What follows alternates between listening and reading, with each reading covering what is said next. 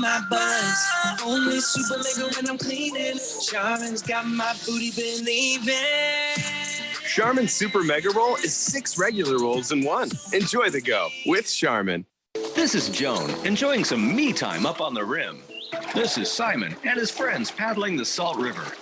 And this is Brad. Brad is, well, no one knows where Brad is. What they all have in common is that they went to azmbdnow.gov to quickly and easily renew their registration or 30 other services. So go to azmbdnow.gov and get more time to enjoy all the things you love. Sponsored by ADOT in partnership with the Arizona Broadcasters Association and this station.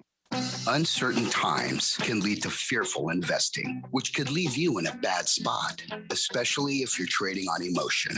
When tumult opens and closes the market, you need sound advice. Hello, I'm Mo Ansari, host of Market Wrap and president of Compact Asset Management. If fear has you in its grips, it's time to take a look at your investments. At Compact Asset Management, we specialize in providing complete wealth management solutions to help you reach your financial goals, no matter where the market goes. Dial pound 250 in your cell phone and say talk to Mo for a free portfolio review. We will also discuss how we can work together to create your customized retirement plan. Call pound 250 on the cell phone and say talk to Mo, and let us help you take the fear out of your portfolio. Again, call pound 250 on the cell phone and say talk to Mo.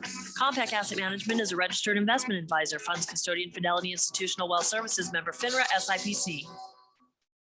One of the most common questions people ask is if they can still afford to retire on $1 million or $2 million anymore. With stocks near all-time highs and bonds at all-time lows, it's actually a great question. 2008 taught millions of retiring engineers, teachers, and other professionals a costly lesson that years of market gains can be wiped out in just weeks of market losses. Not a problem if you're 30 years old with a few decades to make it back, but not if you are in retirement or almost there. I like to follow the 30, 50, 70 rule. The closer you are to 50 or 70, then at least 30 to 50% of your money should be kept safe at all times, like in an uncapped, principal secure, next generation annuity. Come and see why. Call leading annuity authority Steve Jurich now at 480-902-3333. Guarantees rely on the financial strength of the insurer, so compare with Steve. Call 480-902-3333 and visit iqannuity.com. KQFN Tempe. Also transmitting on K25CD Phoenix at 99.3 FM. And K24EU Fountain Hills at 95.9 FM. All right, people, settle down. Because it's time. Time for what? Showtime. When does it start? Right now. 3, 2, 1. Let's get on with the show. Let's do it.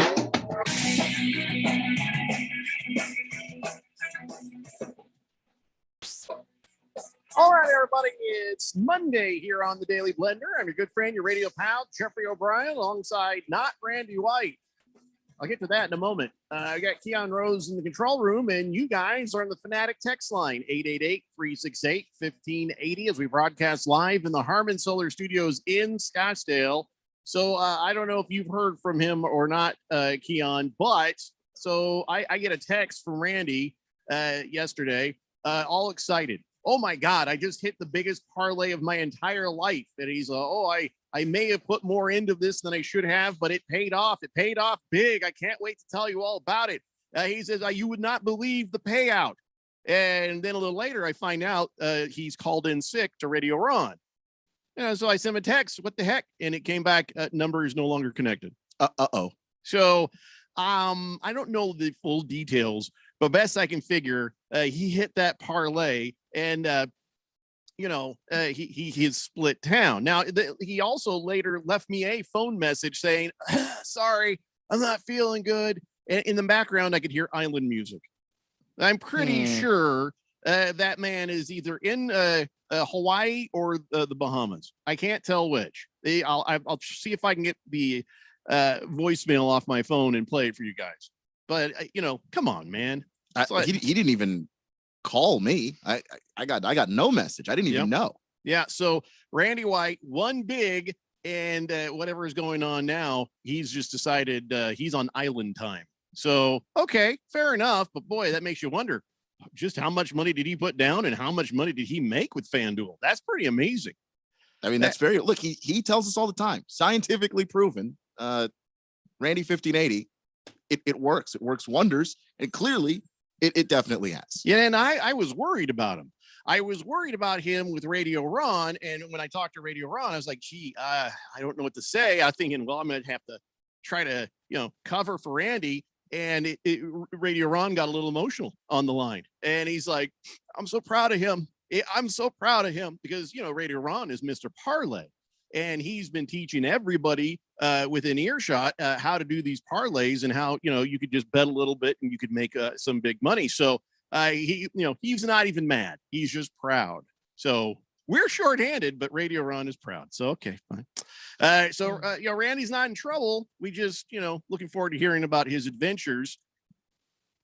Well, you've also heard him say he will never come back again if you wins a big enough amount of money. So it makes me wonder about that. Yeah. I hope it's in that range where he won enough to go on a vacation, but not, so much that he's done. Yeah. Call in sick kind of vacation. So, I'll keep reaching out to him. We should probably try to, see what he's doing on Twitter and stuff too. So he's Radio Randy 777. So keep an eye on that.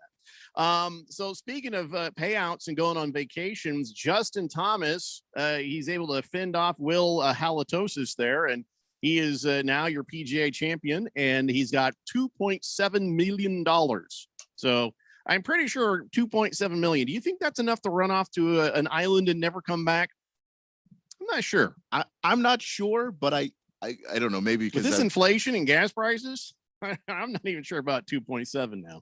I'm not either. And part of it is I've never even been close to anything like that. So in my mind, I want to say yes, but I don't know, honestly. That's a nice chunk of change, though. Well, Will Halitosis got 1.6 million. And I'm not going to bore you with how much everybody else made, but first place got 2.7. Go all the way down to 20th place. 20th place, where you got a bunch of guys tied. You got Taylor Gooch, Webb Simpson, and Sam Burns. You're saying to yourself, I've never heard of these people. Well, that's because they're in 20th place. 191,000 each for 20th place. And I was like, wow, how much money do you get for being last?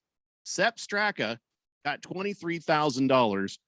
For being last. So no matter what, at least your hotel room and your food is paid for, Tiger, he had to withdraw because he knew whatever he was going to get paid is not going to make up for, the hot tub filled with Denny's waitresses and stuff like that. So he had to cut bait and go before it got to be too much, I guess.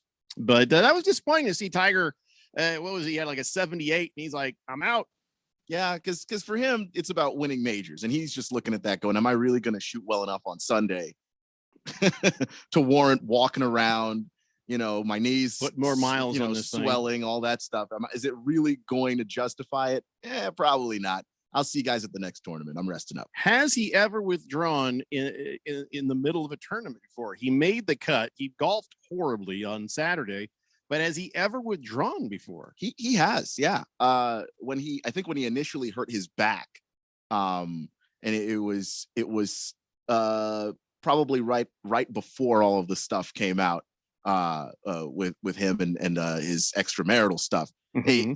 He pulled out of some tournaments because his back was just so bad. Like he would go out, he'd play for a couple of rounds, and then his back would just be all kinds of jacked up, and so he'd pull out of tournaments for that. Tiger's always going to show up and try to play, but once it's obvious he's not going to win, he pulls the eject plug there and goes, you know what? I'm not going to put any more on myself at that point because I'm here to win it. I don't really care about being 10th. That doesn't do anything for me. Well, if he had been 10th, he'd have got 371,000.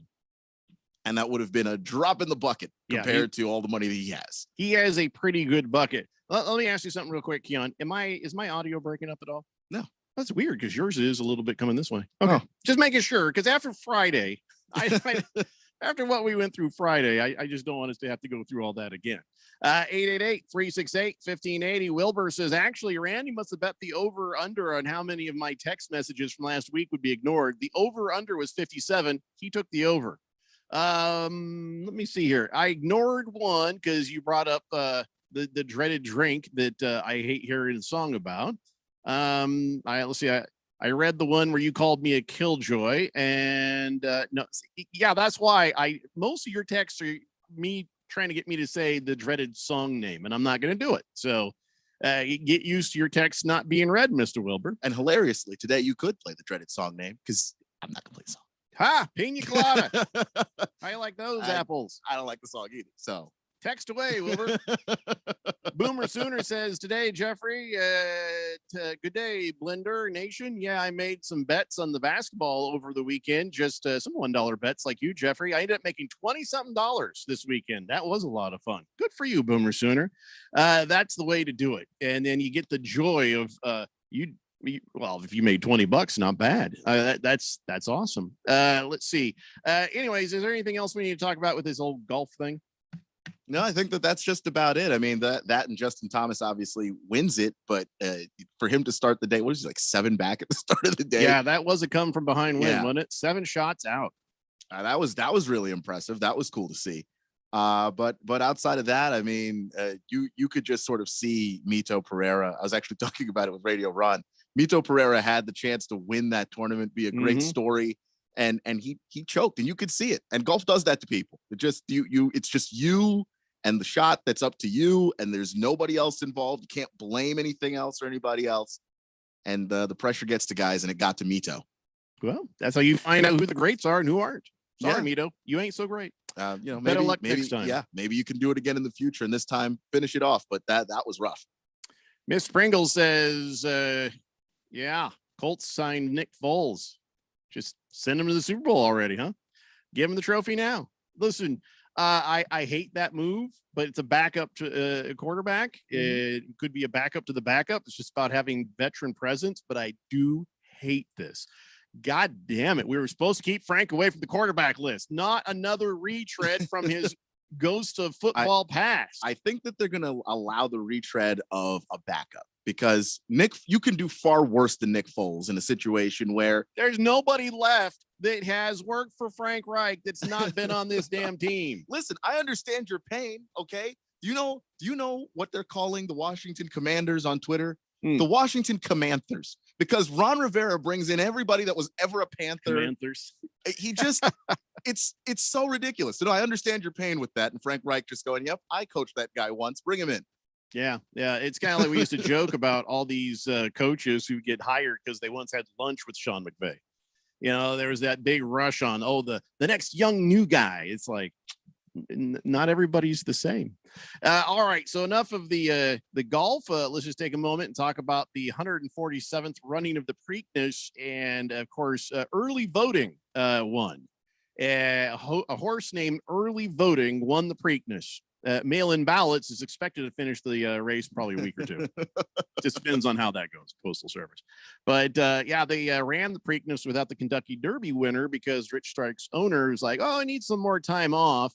And boy, that whole outfit where Rich Strike is concerned, just the story there just got worse and worse and worse as that next week after the Kentucky Derby, unfolded. So probably best we forget. It's probably best for those guys. So, and if you picked early voting had the second best odds, I think, to win. So you would basically have to go chalk to pick early voting. It wasn't that interesting, Right. Yeah. So it was a thing, and I'm sure some people made some money and some people didn't. That's the way it works.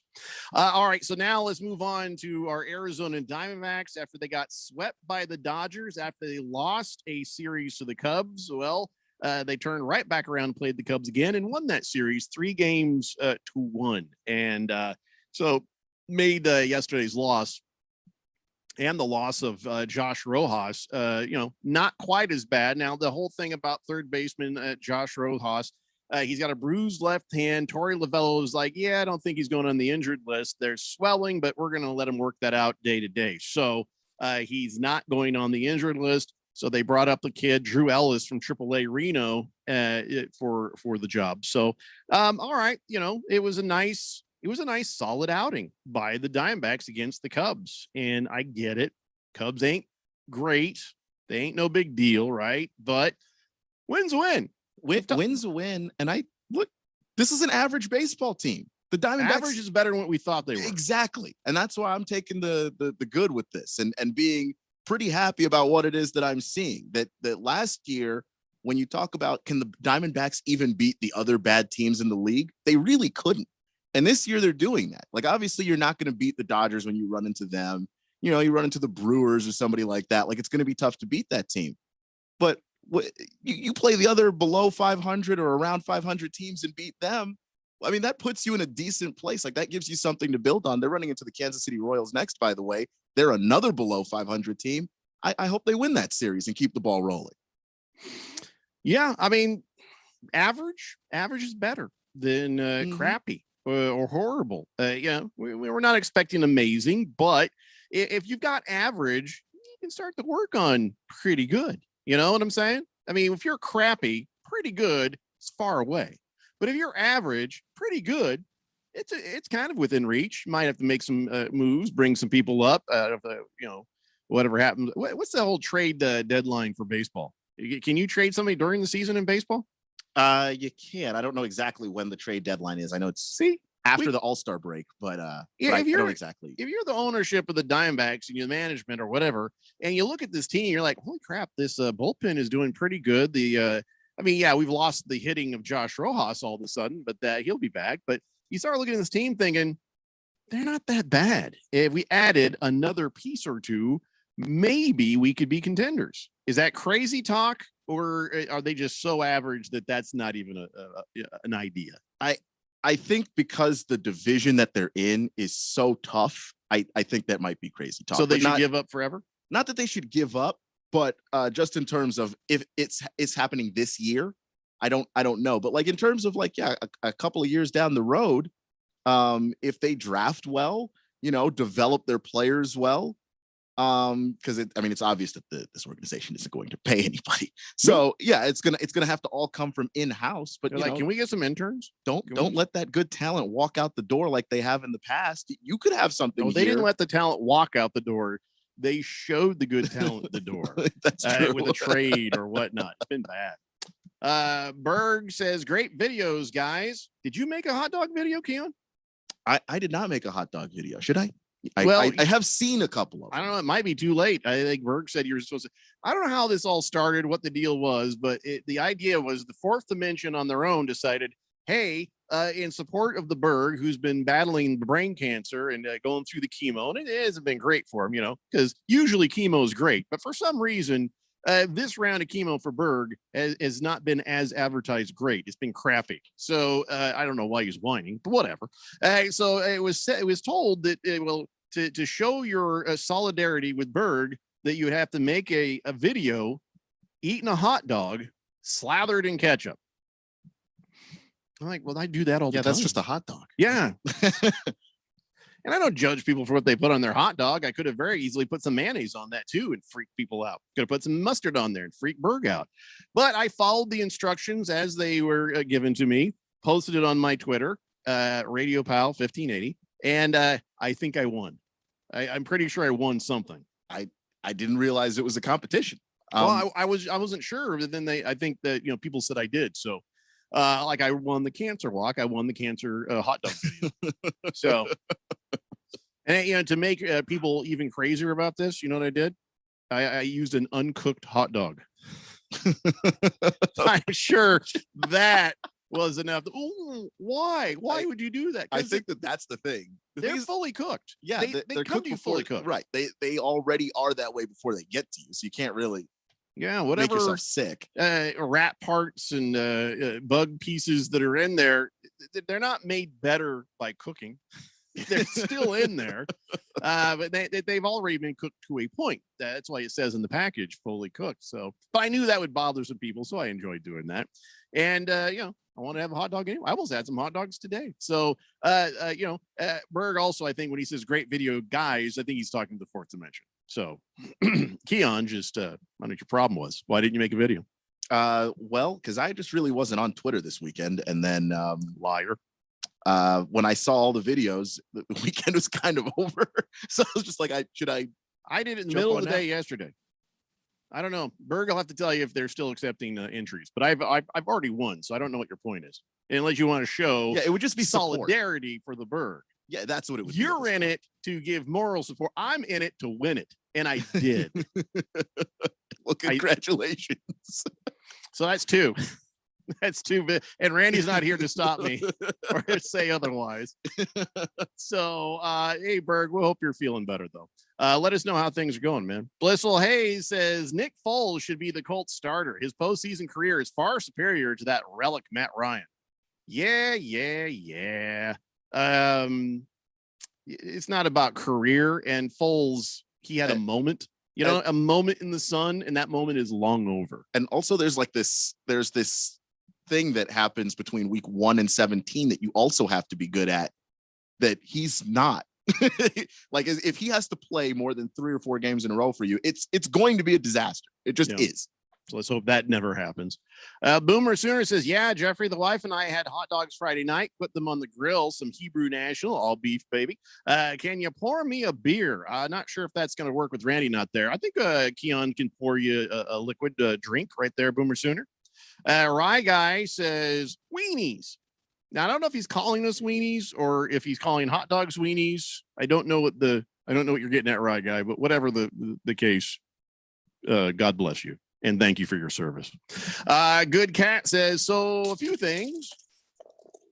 I'm happy to see Wiggins posterize crybaby Luka and that the refs got that crap overturned. The refs didn't get it overturned. Steve Kerr got it overturned. And a Good Cat, who is also a Colts fan, says, Nick Foles signing makes me sick. Well, it makes me nervous that I will get sick, but I don't think it's making me sick yet. We'll talk more about that later on in the show, Good Cat. And I'll tell you what, when we come back, we're also going to talk about yesterday's game between the Golden State Warriors and the Dallas Mavericks. We're going to talk about tonight's game at 5:30 with Miami Heat and the Boston Celtics. And we've also got some more baseball to talk about. Come on back, kids. It's the Daily Blender here on 1580, The Fanatic. This is Brent Musburger's action update on 1580 and 99.3 The Fanatic. Heads up, sports bettors. Right now, you can try VSiN All Access free for 30 days with no credit card required. Visit vsin.com/free month to sign up now. Postseason action tonight in the NBA and in the NHL. First up in the NBA, Eastern Conference Finals, game number 4. Celtics hosting the Heat. Boston considered a 7-point favorite. The over-under has been set at 206. And then in the Stanley Cup playoffs this evening, 2 games. Panthers at the Lightning. Tampa Bay leads that series 3-0, so a chance to advance with a victory tonight. Tampa Bay minus 130 favorites. The over-under has been set at 6 goals. The Avalanche and the Blues will play in St. Louis. Colorado leads that series 2-1. Colorado minus 160 favorites tonight. For the latest odds all the time, visit vsin.com. I'm Matt Pauley on Arizona's sports betting station, 1580 The Fanatic. Hey, is this line secure? Franco's cybersecurity firm secured a contract, and that's all we're allowed to say. We have a green light on hiring. He needs web security professionals with a military background. 3 teams of 4, 24-hour rotations, but Protocol Zulu is on a need-to-know basis. Indeed can help him hire great people fast. I need Indeed. Indeed you do. You can schedule and conduct virtual interviews right from the Indeed dashboard, so you can stay organized and connected all the way to the hire. Visit Indeed.com/credit and get $75 towards your first sponsored job. Terms and conditions apply. Sire, I just graduated first in my class at stonemasonry school. I know. That's why we hired you. Yeah, cool. But I was wondering why all I've been doing is sweeping the floors and providing slop for the hogs. Well, how else do you think you learned to stonemason? By stonemasoning, maybe? How does that make any sense? Throughout history, people have always been undervalued at work. That's why Monster lets you search salary by major. Find your job at monster.com or download the app. If you're an IT professional looking for an opportunity with great benefits and the freedom to creatively solve problems in a career with great growth potential and a team environment, look no further than Affinity Technology. Serving the Valley since 1992, Affinity Technology is looking for a level 1 tech to develop and deliver excellent solutions and outstanding customer service. Visit atechaz.com/jobs and get started with your future today. That's atechaz.com/jobs. Did you know that Constructors Bonding has been Arizona's leader in surety management for over 40 years? Hi, this is Dave McKee, president of Constructors Bonding, inviting you to learn how our team can deliver better bonding than anyone anywhere. Contractors, developers, attorneys, car dealers, and hundreds of other industries turn to Constructors Bonding for their bond solutions. Call me personally at 602-432-5929 to learn how Constructors Bonding is your solution for better bonding. Arizona Rattlers football. Exclusively on 1580 and 99.3 The Fanatic. And at 1580thefanatic.com. Oh, yeah, I like that. Tune in to hear every home game live. Let's go, boys. Don't miss a second of all the high-paced action as the Rattlers chase another world championship. Hey, if we're going to win, it's going to be on us. Rattlers football on 1580 and 99.3 The Fanatic. Or streaming live at 1580thefanatic.com.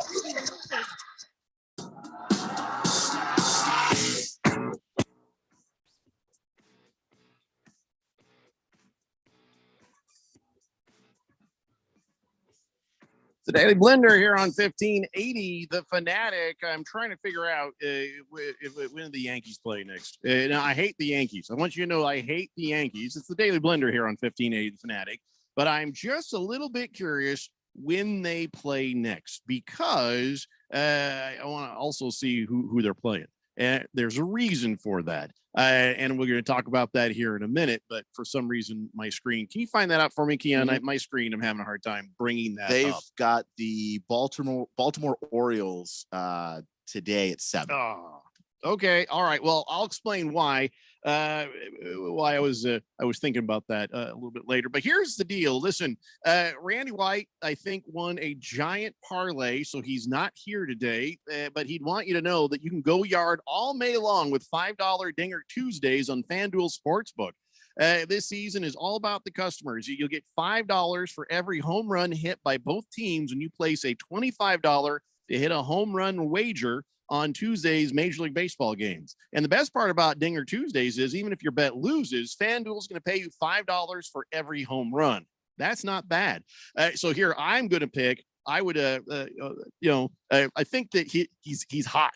What I mean by that, he's not just mad. He's that too. But Tim Anderson would be my guy right there. That's what I would be doing. That'd be my home run pick. If you got some money to put on him, I think you should definitely do that because he's angry. His bat is blazing, and I think it's a good idea. So what are you waiting for? Pick up your home run hitter and turn big swings into big wins. No better place to bet America's pastime than on America's #1 sports book. Head over to FanDuel account, download the FanDuel Sportsbook app, and sign up using promo code Randy1580. That's promo code Randy1580, scientifically proven to be better than anybody else's promo code Randy1580. Now, remember, you must be 21 years and present in Arizona. Bonus issued as a non-withdrawable site credit that expires in 7 days. Max bonus $25. Restrictions apply. See full terms at sportsbook.fanduel.com. Gambling problem? Call 1-800-NEXT-STEP. Or text next step to 53342. So, who's your home run pick there, Keon? Tim Anderson's a good choice, I think. Tim Anderson is a really good choice, and he's on fire right now. But I'm a big fan of the way Vlad Guerrero Jr. hits the ball, man. Like he's just a complete monster, and he's never in a slump for really long. So if he has a few games where he doesn't really hit it, he seems to bounce back pretty quickly and get right back to the business of mashing the ball out the park. So before we talk about why Tim Anderson's angry, and rightfully so, and how his bat being on fire made me a very happy man over the weekend, let's go to the text line and get caught up. Last Optimist, I'm tired of this. I'm so tired of this argument. He sends me this, like a couple of pictures. Plus it says, ketchup does not belong on a hot dog. Anything belongs on anything you want to put in your mouth if that's the way you like it. Don't tell me how to eat my hot dog. I'm sorry.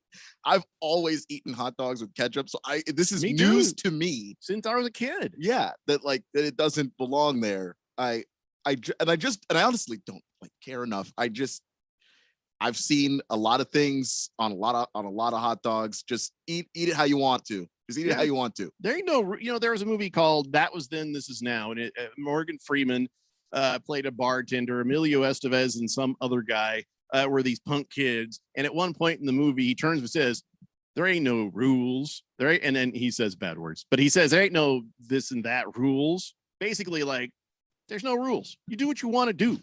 And of course, they all died in it. And then, that maybe there should have been rules, but that's not the point. Possible. When it comes to hot dogs, there ain't no bleeping rules. So Last Optimist, he puts up this picture. It says, notice it's considered bad manners and harmful to your taste buds to put ketchup on your hot dog within the city limits of Chicago. Come on, man. Here's what I like. I like ketchup. I like relish. I'll put some mayonnaise on there too. I like cheese. I like a chili cheese dog. And that's me. And you're probably listening when I say going, oh my God, that's horrific. God dang it. It's America. It's my mouth. It's my mouth in America. My American mouth. But I do what I want. He also sends, and I get, this is funny. We've had Joe Mantegna on the show, Chicago guy for sure. And he did the preface of a book called Never Put Ketchup on a Hot Dog by Bob Schwartz. There's no more a Chicago book than Never Put Ketchup on a Hot Dog by Bob Schwartz. So listen, be as passionate as you want about what you put in your mouth. Leave me the hell alone about what I put in mine. Rye Guy says, you guy, weenies? Rhetorical, but I saved a bundle in my car insurance. I don't get it. Me neither. Congrats though. Miss Pringle says, yes, I know that. We're going to talk about that later. And I'm sort of loving this. Oh, yeah. I'm going to save your text for later when that's more relevant. Good Cat says, I must be president of Arizona. Yeah, I know. I mangled that read a little bit. I get it. My mouth is not completely awake. And you know what? It's usually Randy's. Jeffrey was not expecting to have to step in and read Randy's read on a moment notice. You don't want to be president of Arizona. You want to be emperor of everything. Aim higher than president of Arizona, by the way. King of Kitten says ketchup, mustard, relish, and onions. Ugh, I don't want onions on mine. But God bless you. Have all the onions you want on yours. I just have never been a guy to tell somebody else what they eat. In fact, when I got together with my wife, she was like, well, I know you hate onions. She says, but I like onions. The kids like onions. And I'm like, well, by God, have onions. She's like, well, won't the smell bother you? Well, I may not like it, but I'm not a monster. I hate the smell of tuna fish. I like to eat tuna as sushi, but I hate the smell of tuna fish, the mixed mayo, especially the canned stuff. Yeah. That weird consistency. And, I smell that and I'm like, ugh. But God bless you. You want to eat it, eat it. You want to eat it right next to me? That's cool, man. If I don't like the smell, that's my problem. You go and you eat your food. Enjoy it. Good Cat says, but you're emperor of everything. Well, yeah, I should be. Someday I will be. But right now, that's what I'm saying. I don't want to stop with just president of Arizona. Blissful Hayes says, yeah, and it's our choice to put A1 steak sauce on a steak, right? It absolutely is, but it's the worst possible choice you could ever make. But it's not your choice in my house. Nobody gets A1 in this house. I think that's fair. Just eat the steak. Because I will be offended. I take great care when I grill steaks, and I've gotten pretty good at it. And my wife will tell you, it's not just me, flapping my gums here. And, she seasons it. If any other reason you would never put A1 steak sauce on a steak at my house, not because of the way I cooked it perfectly, because the way she seasons it. We're a great team. She seasons it. I take it out. I set it on fire. And, when I season, it's a pretty simple thing and it's still going to be great, but she takes it the extra mile. So yeah, at this house, Blissful Hayes, no, it is not your choice. At your house with your $5 steak, absolutely enjoy.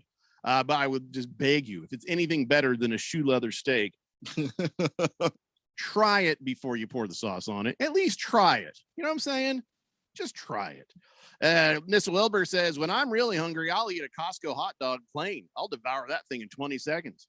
Yeah, when I'm in a hurry, like I say, if I'm working and, oh my God, it's showtime, I got to eat something, I'll do what I did on that video. I'll grab a cold hot dog out of the fridge, put it in between a bun with no ketchup, and just sit there and eat on it. Pocket dogs Boy, I tell you what, pocket dog. I didn't know there was a term for it before the show. The league came up, but pocket dogs. I used to live on pocket dogs, man. They were never in my actual pockets, but Right. I'd keep a couple handy just in case. Bill Soleil says, "Oh, so you're against freedom? Why didn't you allow your daughter to put A1 steak sauce on her steak? Double standard." No, it's my house. It's my house, and I am offended by A1 steak sauce. And as soon as she leaves home, she can do whatever she wants with her steak. But while she's here, there'll be no A1 steak sauce in this house. It's not a double standard. Not even close. Well, because when we're talking about You don't have freedoms when you're 11. Did you? No, you didn't. If you did, you had horrible parents. and also there is just something to be said about when you're talking about do what you want, eat what you want, put whatever in your face that you want. That's like in public, just in general. In certain houses, if you go into someone's house, there are just certain things that they may not want you to open up there. If someone's truly trying to live kosher, guess what? You can't break out the shrimp, okay? You just can't do it. You can't have the bacon in a kosher house. You're just not going to be allowed to. That's different than, you're outside and you want to have a BLT. You gave me an idea. Pocket shrimp. Like when I go to a Diamondbacks game, I'm gonna have a Ziploc filled with shrimp. I'm not even kidding. And I'm just gonna sit there. This is awesome. I don't care if shrimp get cold. It tastes fine cold. Yeah, well, they get a little bit of that sauce. I'll have that in the other pocket, and I'll just dip it in the sauce. That'd be great. Pocket shrimp, pocket dogs. There Do it what you is. want. But no, Blissful Haze. Freedom only extends to everyone outside of my house. Boogie says, "Man, I miss quite the Twitter weekend. Try a hot dog with pineapple, grilled onions, and honey mustard." Yeah, it was more about you had to eat it with ketchup. It was not about just doing what you want. Whatever, it was supposed to show solidarity with the Berg. It wasn't to. I don't know. I'm still not sure how we're making money with this. Donnie says, "I get embarrassed. My wife asked for A1 when we go out for steak, and my mother-in-law asked for well-done steaks." Oh, the horror. Well, no wonder your wife needs A1 because she's used to her mom making her overcooked steaks. It's all clear now, Donnie. It's all clear. So what you have to do is encourage them nicely, kindly. Here, let's try this. Try even a medium. A medium or a medium rare. Cut into it. See how tender and tasty it is. If you don't like it, then we'll go ahead and put A1 on it. Well, because I remember being in college and we went to this steak place, and the steak place, look, we were college kids trying to have steak, and it wasn't a very good steak place. We had A1 all the time because the steak wasn't very good. The first time I had a really good steak, I didn't even want to put the A1 on. I took one bite and I was pretty much like, okay, I could just eat this. This is fine. Thunder Snows on the text line says, Donnie.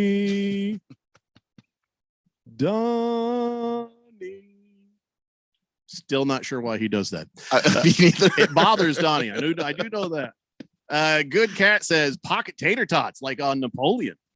Napoleon Dynamite. Yes. I don't like tater tots. I know I'm Irish, but no, I feel like that's almost racially offensive to me, even though being Irish is not a race. I'm just gonna. I think tater tots. First off, I don't know about pocket tater tots because that's something that gets cold and that becomes pocket mashed potatoes, doesn't it? Very quickly, gets a little mushy. And then also the other part of it being, I don't know, if I have the option between tater tots and fries, I always choose fries. Right Guy says, would you be offended if I were having a New York strip with you at your table and I brought A1 to douse my strip? Yeah, I'd throw you out of my house. Try me. I mean, I'm not inviting you. I'm just saying. In this hypothetical that you were there. I'd say, hey, let me see that. I'm not, this is a true statement. I would get it and I'd throw it over the fence into the neighbor's pool. That's what I do. You just go flying. Bloop. And if you had a second bottle, so would that. If you had a third bottle, you and the bottle are going over the fence. Jeff in the Fresh Prince when Uncle Phil always throw him out the house. Yeah, that's exactly what that's going to look like. There ain't going to be no stuntman pads when you hit the landing, though. I got nothing but concrete out there. Rye Guy says, also, by the way, A1 sucks. Good steak only needs a little salt and pepper, medium rare. So I say a good steak only needs some salt and pepper rare, but at least medium rare is, it's all right. It's pretty good. It's close to it. Yeah, it's respectable. But anything over medium rare, why would you do that to yourself? Bruno Baller says, Jeffrey, are you opposed to putting grilled onions and maybe some mushroom on a steak? Yeah, that'd be fine. The little girl wanted some grilled onions and mushroom. I put peanut butter on some hamburgers I've grilled. I'll put some butter on top of a steak sometimes when my wife's not looking, just because it does bring the flavors out pretty nicely. But no, it's just steak sauce. Not in this house. Not in this house. Just like in Berg, for Berg, no mustard. Not in his house.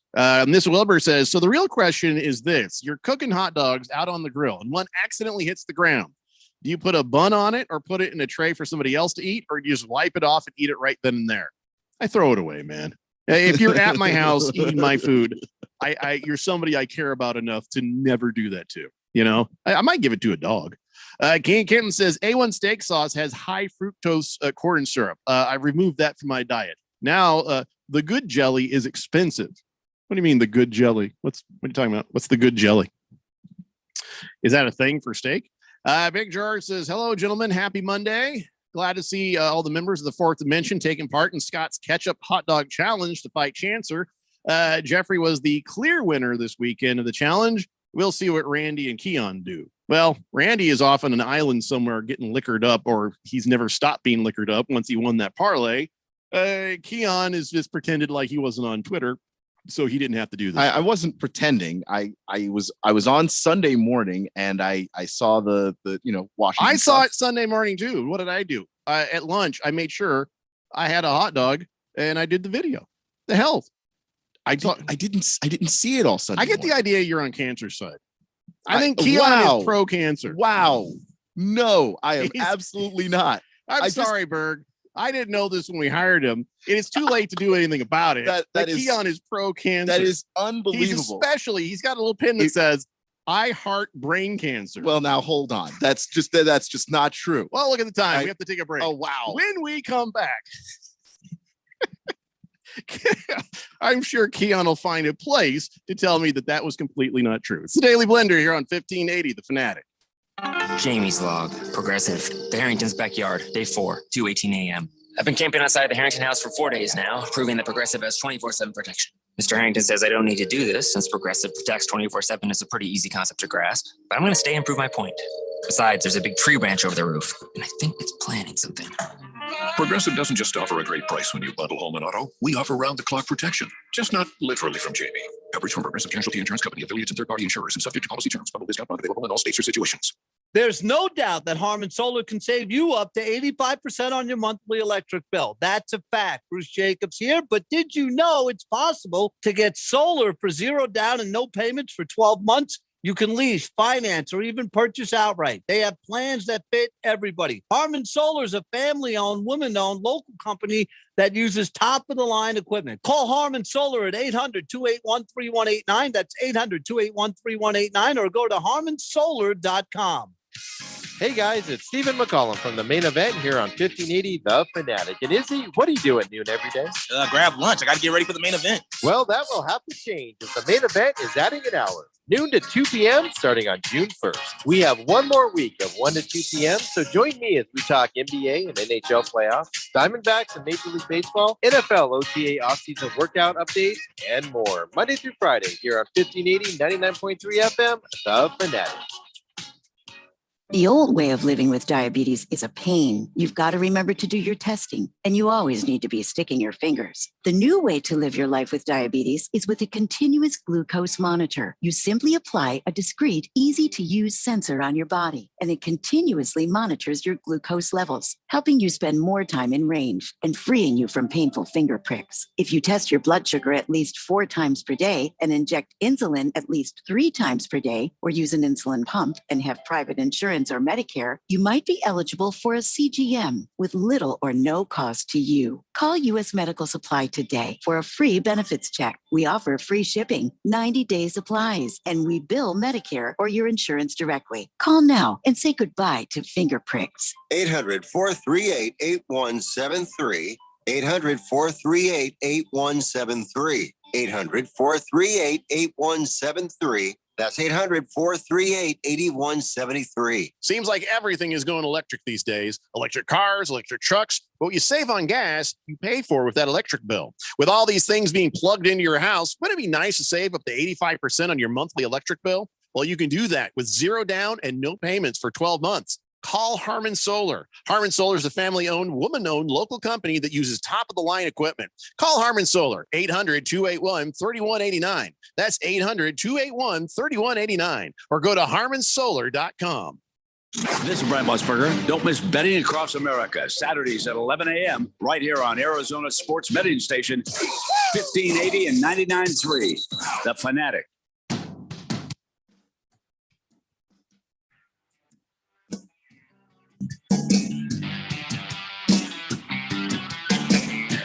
It's the Daily Blender here on 1580, The Fanatic. And, of course, with the revelation that Keon Rose is pro-cancer, I am not. The text line has lit up, and you're going to have a lot of explaining to do, I think, now.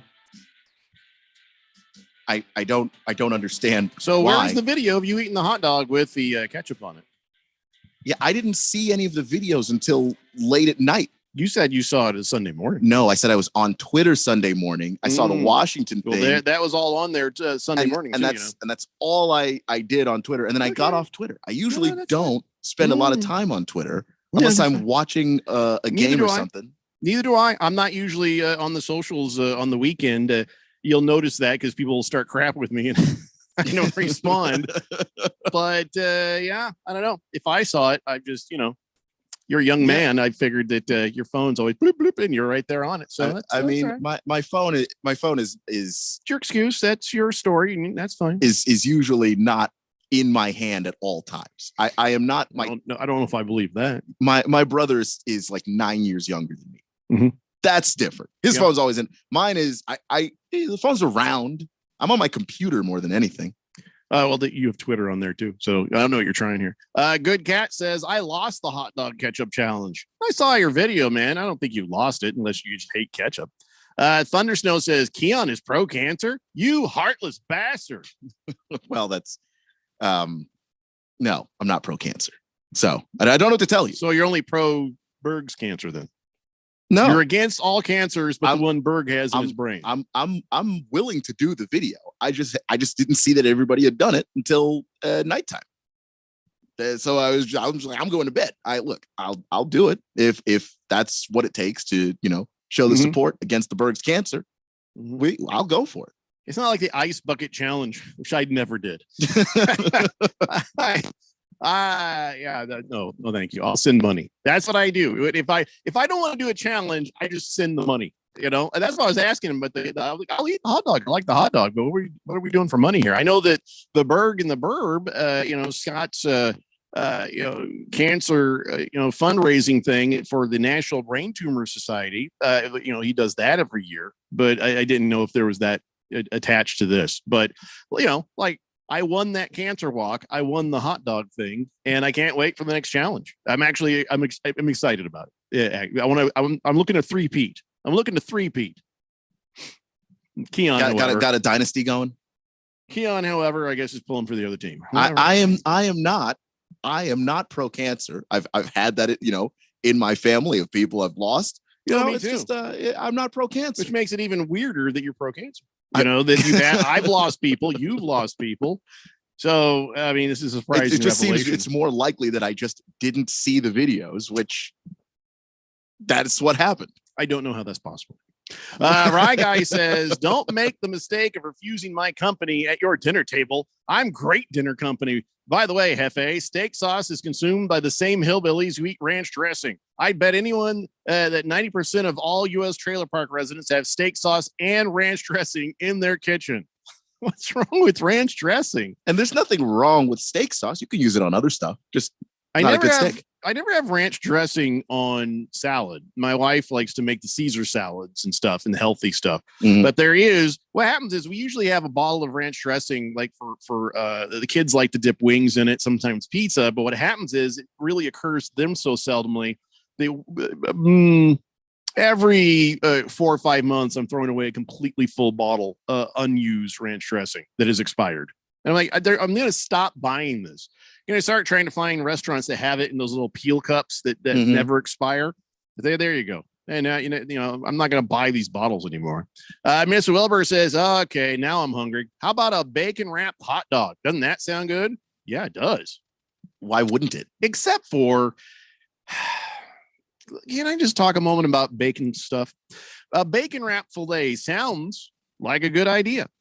But then when you get it, it's all limp and kind of not quite right. I think it should be crunchy bacon put on. If you figure out how to do it, I don't know, it's science, but it should be, if not crunchy, crisp bacon put, around the steak after it's cooked.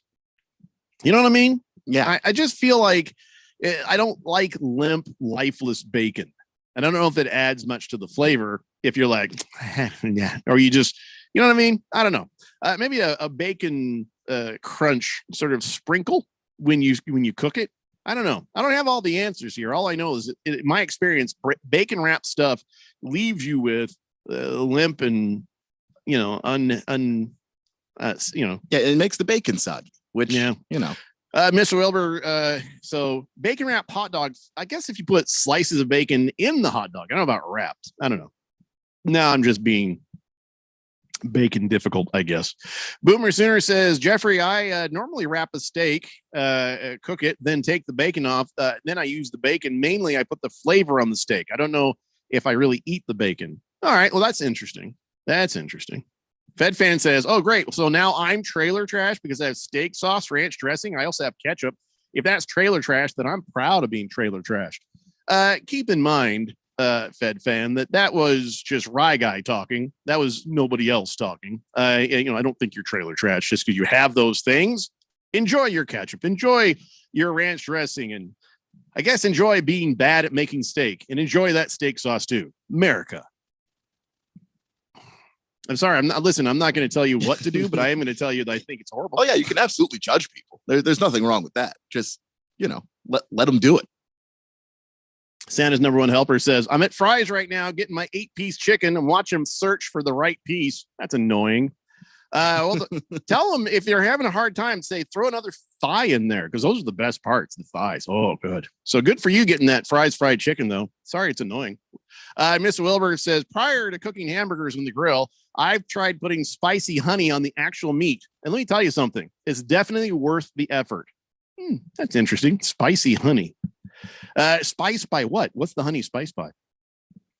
Ookla Mock says, you're limp when you eat bacon? Shut up, Ookla. That's not what I said. The bacon is limp, Ookla. Rye Guy says, how about a hot bacon vinaigrette with crumbled crunchy bacon bits, then add to steak? And I never said trailer trash. Let's go back here. You're right. He just said U.S. trailer park residents. He did not say trash, but we all we all read that into what you said. Yeah. Twittiot says, hey, Radio Pal, if the missus won't allow butter on your steak, try garlic butter. That's how I tell myself it's kind of healthy. Well, she's already putting some great flavoring on there, so I wouldn't mess with her formula. And I think there's garlic in her formula already. Twittiot, thank you for that. Blissful Hay says, well, I hope you both find the people you lost. Yeah, we looked over the mall for a good part of 3 hours and gave up. Big George says, it is true. Jeffrey did win the cancer walk. There is photographic evidence of this fact, and Scott Berg will confirm it. I know he's done so in the past. I'm not even worried about it. All right, let's see. Mr. Wilbur says, the honey is spiced with a red chili pepper. Oh, my wife will like that. King Kitten says, hey, Fed Fan, ketchup and ranch mixed together is cranch. It's pretty good. I've done that. It's pretty good. Yeah, I put ranch on a hot dog too. All right. Enough of this nonsense. Let's talk about what happened over the weekend. And it went from one thing to the other, and I was really glad to see that that the White Sox were able to beat the Yankees in their 3-game series, 2-1. I'm not a White Sox fan, but I'm sure that you've got that piece of paper sitting right there where I actually chose. What did I say the White Sox would do? As I said, they'd get to the World Series. Is that what I said? Or what was the thing I said about them? We picked our way too early World Series winners, and you took the White Sox. There you go. So it made my heart proud to see that they beat the Yankees 5-0, 3-1. They did lose the first one to the Yankees, but there was some stuff going on. And I got to tell you, I know Randy's not a fan of Tim Anderson, and that's only because of the bat flipping stuff, and the stare downs and the celebrations. And that's his only problem, I think, with Tim Anderson. I, however, have watched him and thought, that's pretty good. And this guy's a hell of a player. Look at that. And he hits dingers. That's what he does.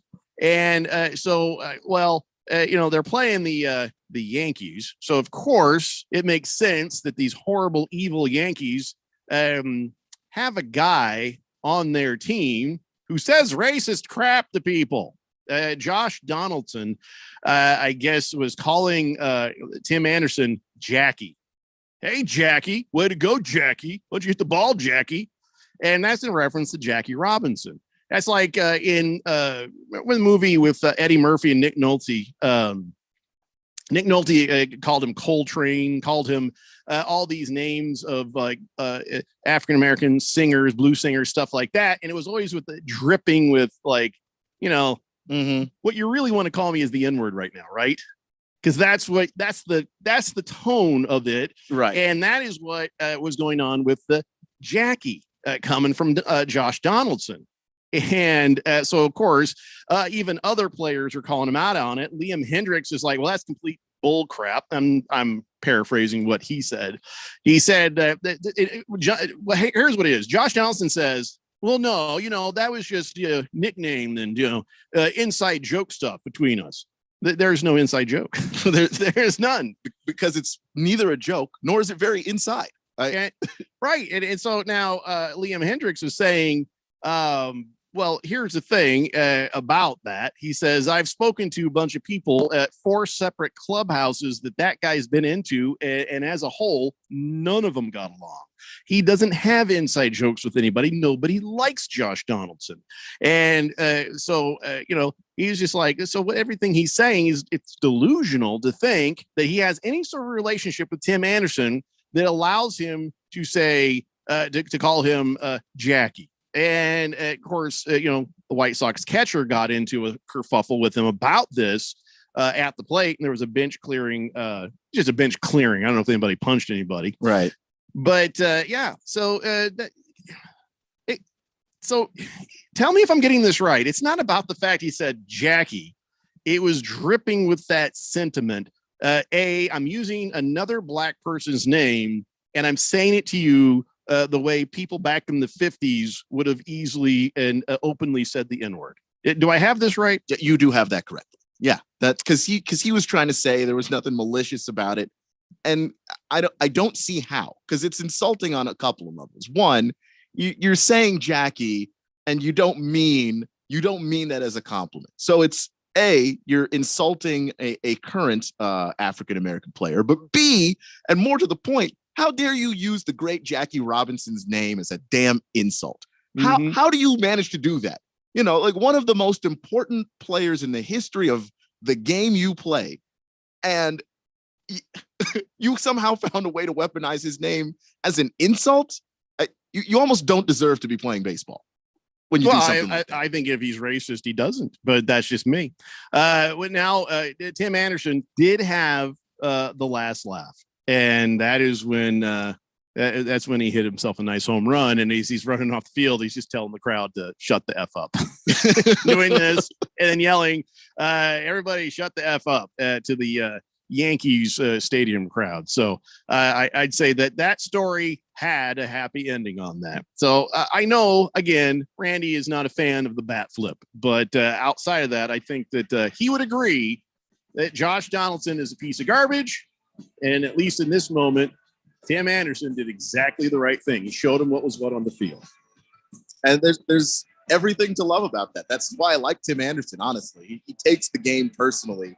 And the result is usually big moments for us. And Josh Donaldson is going to continue to bounce around Major League Baseball because he's not going to stick anywhere. Not with that personality. Whittier says, if Randy hit it big enough to walk away from his radio gig, can we throw him a going away party? If that's really what happened, here's the thing. Probably not. because he'll never come back. And I think if he did hit it big, the only way he comes back is if he blows the money too fast.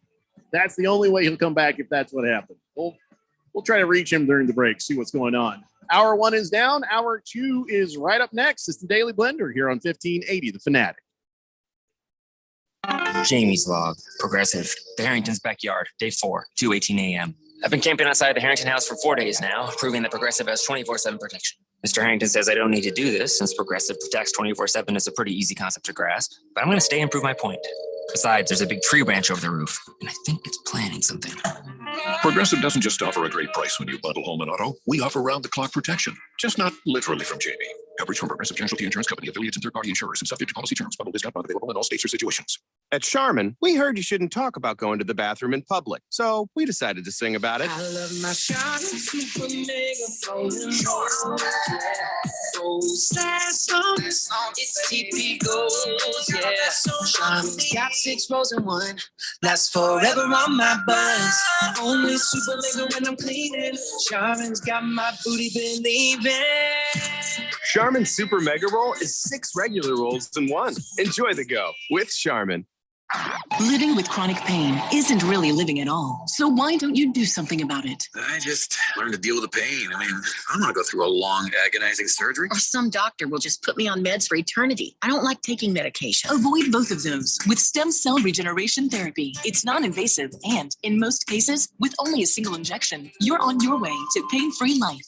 Stem cell regeneration is just one of many effective alternative therapies at the Naturopathic Physicians Group in Scottsdale. Our medical doctors are experts in full spectrum care using a natural approach. Patients come in for a variety of issues, including joint pain, chronic conditions, and issues specific to men's and women's health. We often help people who have not found relief with other treatments. If traditional medicines aren't working, don't you think it's time to start feeling like yourself again? Call Naturopathic Physicians Group at 480-451-6161. That's 480-451-6161. Or go to naturopathicgroup.com. Market Wrap host Mo Ansari talks about the benefits of a financial advisor. Not only the technicals and the fundamentals and the valuation, but you have to look at the macro picture. And that requires a lot of work where you're looking at the sectors and industries within the sectors. And then you find the stocks within the sectors that are doing better. And then you have to do the work on those individual stocks. And you sort of go to tons of sand before you find those nuggets of gold. And the discipline to do that continuously, day after day, week after week, month after month, year after year, that is the hard part. People become traders, but they have a job, they've got a family, they get distracted, and then you look at it 3 weeks later and it's all history. Like your personal trainer who keeps your health on check, this is why you need a financial advisor to keep your emotions in check. If you need help keeping your investments on track, call pound 250 and say talk to Mo, or go to compact.com and click on the Get Started button. That's COMPAK.com. Compact Asset Management is a registered investment advisor, funds custodian, Fidelity Institutional Wealth Services member, FINRA SIPC. KQFN Tempe, also transmitting on K25CD Phoenix at 99.3 FM and K2.2 Rolling Hills at 95.9 FM. All right, people, settle down because it's Time for what? Showtime. When does it start? Right now. 3, 2, 1. Let's get on with the show. Let's do it.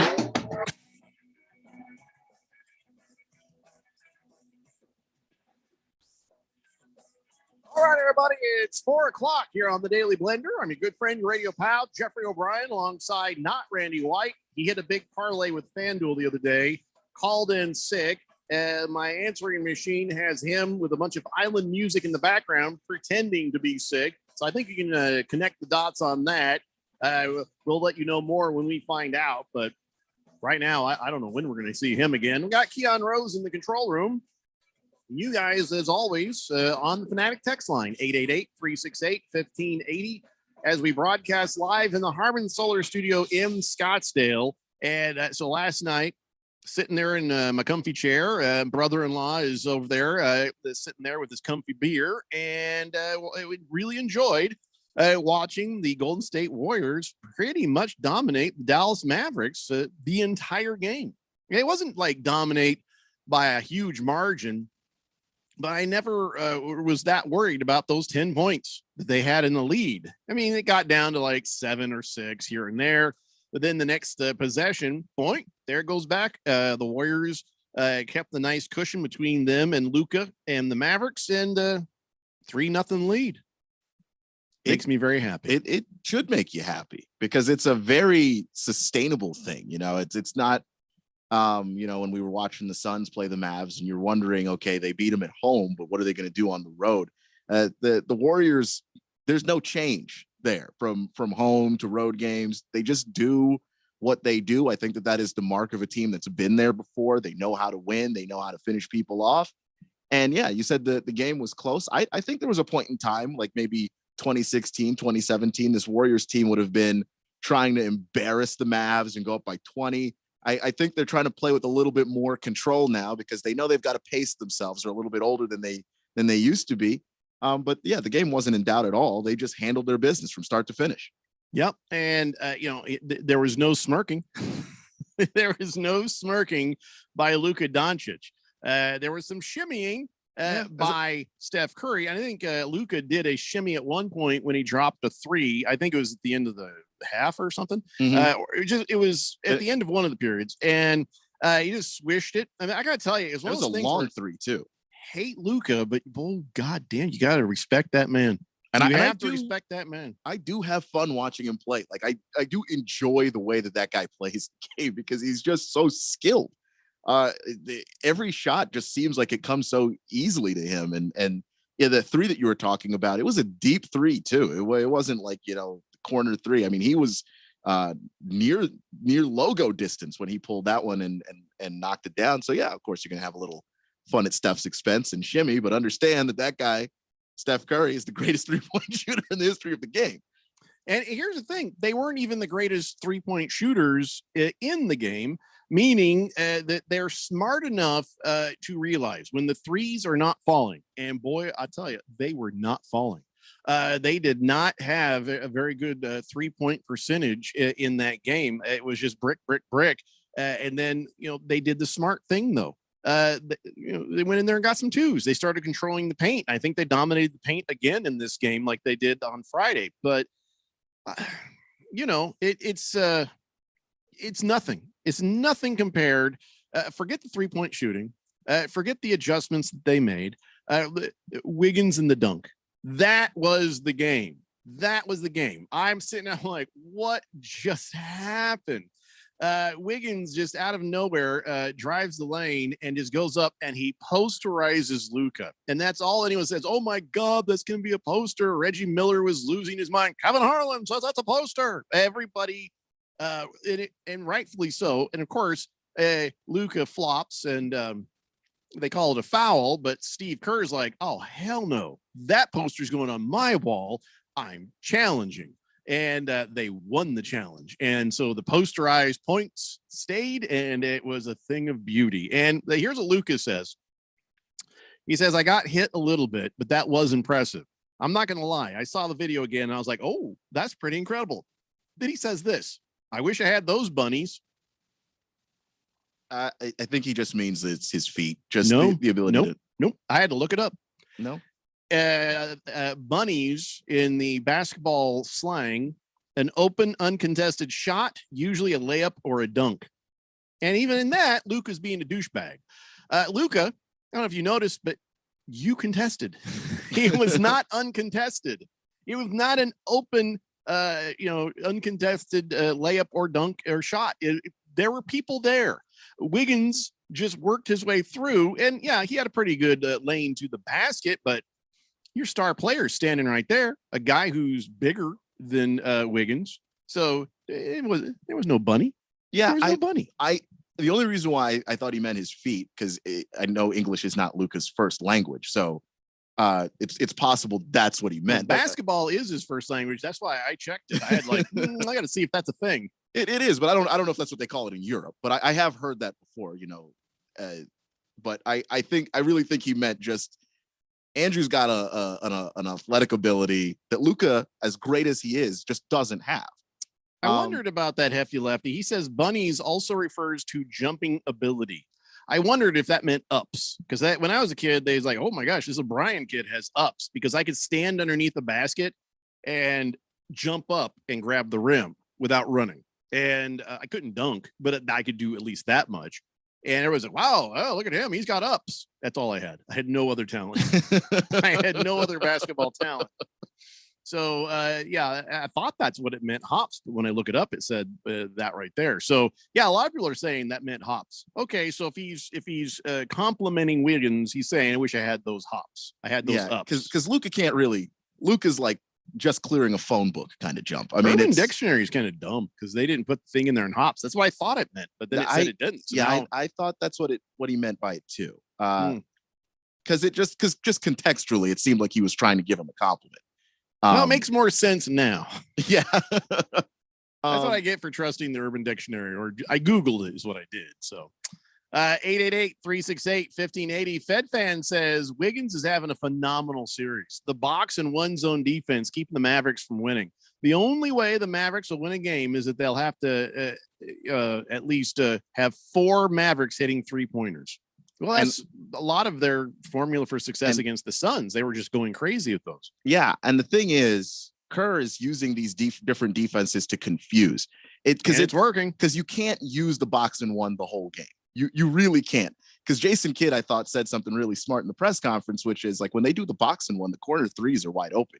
We just didn't make any of them. And Reggie Bullock was 0 for 7. And that's usually Reggie Bullock's in the corner doing a lot of damage over there. So the box and one is just when you come out of a timeout and they're running the box and one, like most of these guys haven't seen a box and one since middle school. So you just go, what the hell are they doing? Like Steve Kerr is really just confusing the hell out of the Mavs. It's hilarious to watch. I'm enjoying it. Mr. Wilbur says, would you say Luka is kind of like a modern day Larry Bird? You know what? That's what a lot of the older players call him. I was listening to a John Sally interview the other day. Pasty white guy. Pretty good shooter from 3.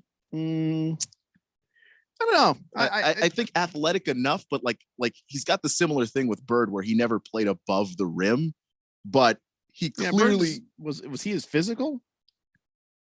I mean, he could be. Yeah. But Bird, because Bird could go inside too. So. And Luka's a great passer when he, wants to be. I think there's some similarities there with just the skill level and the fact that they play the same position. There's a lot of crossover in their skill set. No, well, they're both white. How's that? Blissful Hayes says the fact that the Golden Showers, oh, come on now, are beating the Mavericks so easily just shows how bad the Suns choked the last 2 games. That was a Colts last game kind of collapse. Just got a little something for everybody in that one, doesn't he?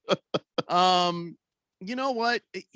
I was having that conversation with my wife because she was just like, man, they're better. The Warriors, if we'd have met the Warriors, they'd have beat the Suns. I said, not so fast. They are a better team to take on the Mavericks, but that doesn't mean the Warriors versus the Suns, it's not the same kind of matchup. So not necessarily, but what matters is the Suns couldn't beat them, and that's that. So we'll never know. But I've been contending that the Suns are a better basketball team than the Warriors, but the Warriors are a better type of team to beat the Mavericks. And I agree with you. You have to go back and finish this though and say the Suns should have been able to beat anybody if they were ever going to be the champions, and that's why they're not the champions. Because they couldn't beat the Mavericks. Yeah, I 100% agree with that. And I think that there were some adjustments out there that maybe the Suns could have made. And I think everyone agrees that just part of the reason why they were so bad in that game 7 was that they just got really tight and couldn't make any shots. And I think that's not something that happens to a championship team either. So it's not to take away from what the Mavs have done. And it's not going to take away from what the Warriors are doing to the Mavs to say that the Warriors and the Suns would have been a better matchup for the Suns than the Suns and the Mavs. But you get what you get, and you got to win. You just got to win, and they didn't. So there you go. And part of it is you got to give the Warriors front office some credit. Like they went out and got Andrew Wiggins and paid him more money than anybody else was willing to. And at the time, a lot of people were saying, boy, this is bad. This is a bad deal. This is a bad signing. What are the Warriors doing? They're usually so smart. But now you can see the advantage of having a guy that physical going up against Luka and being able to defend him. Luka still scored 40, but like Andrew makes him work on the offensive end. And then on the defensive end, he's just gassed. And then you can just find Luka and start trying to score at.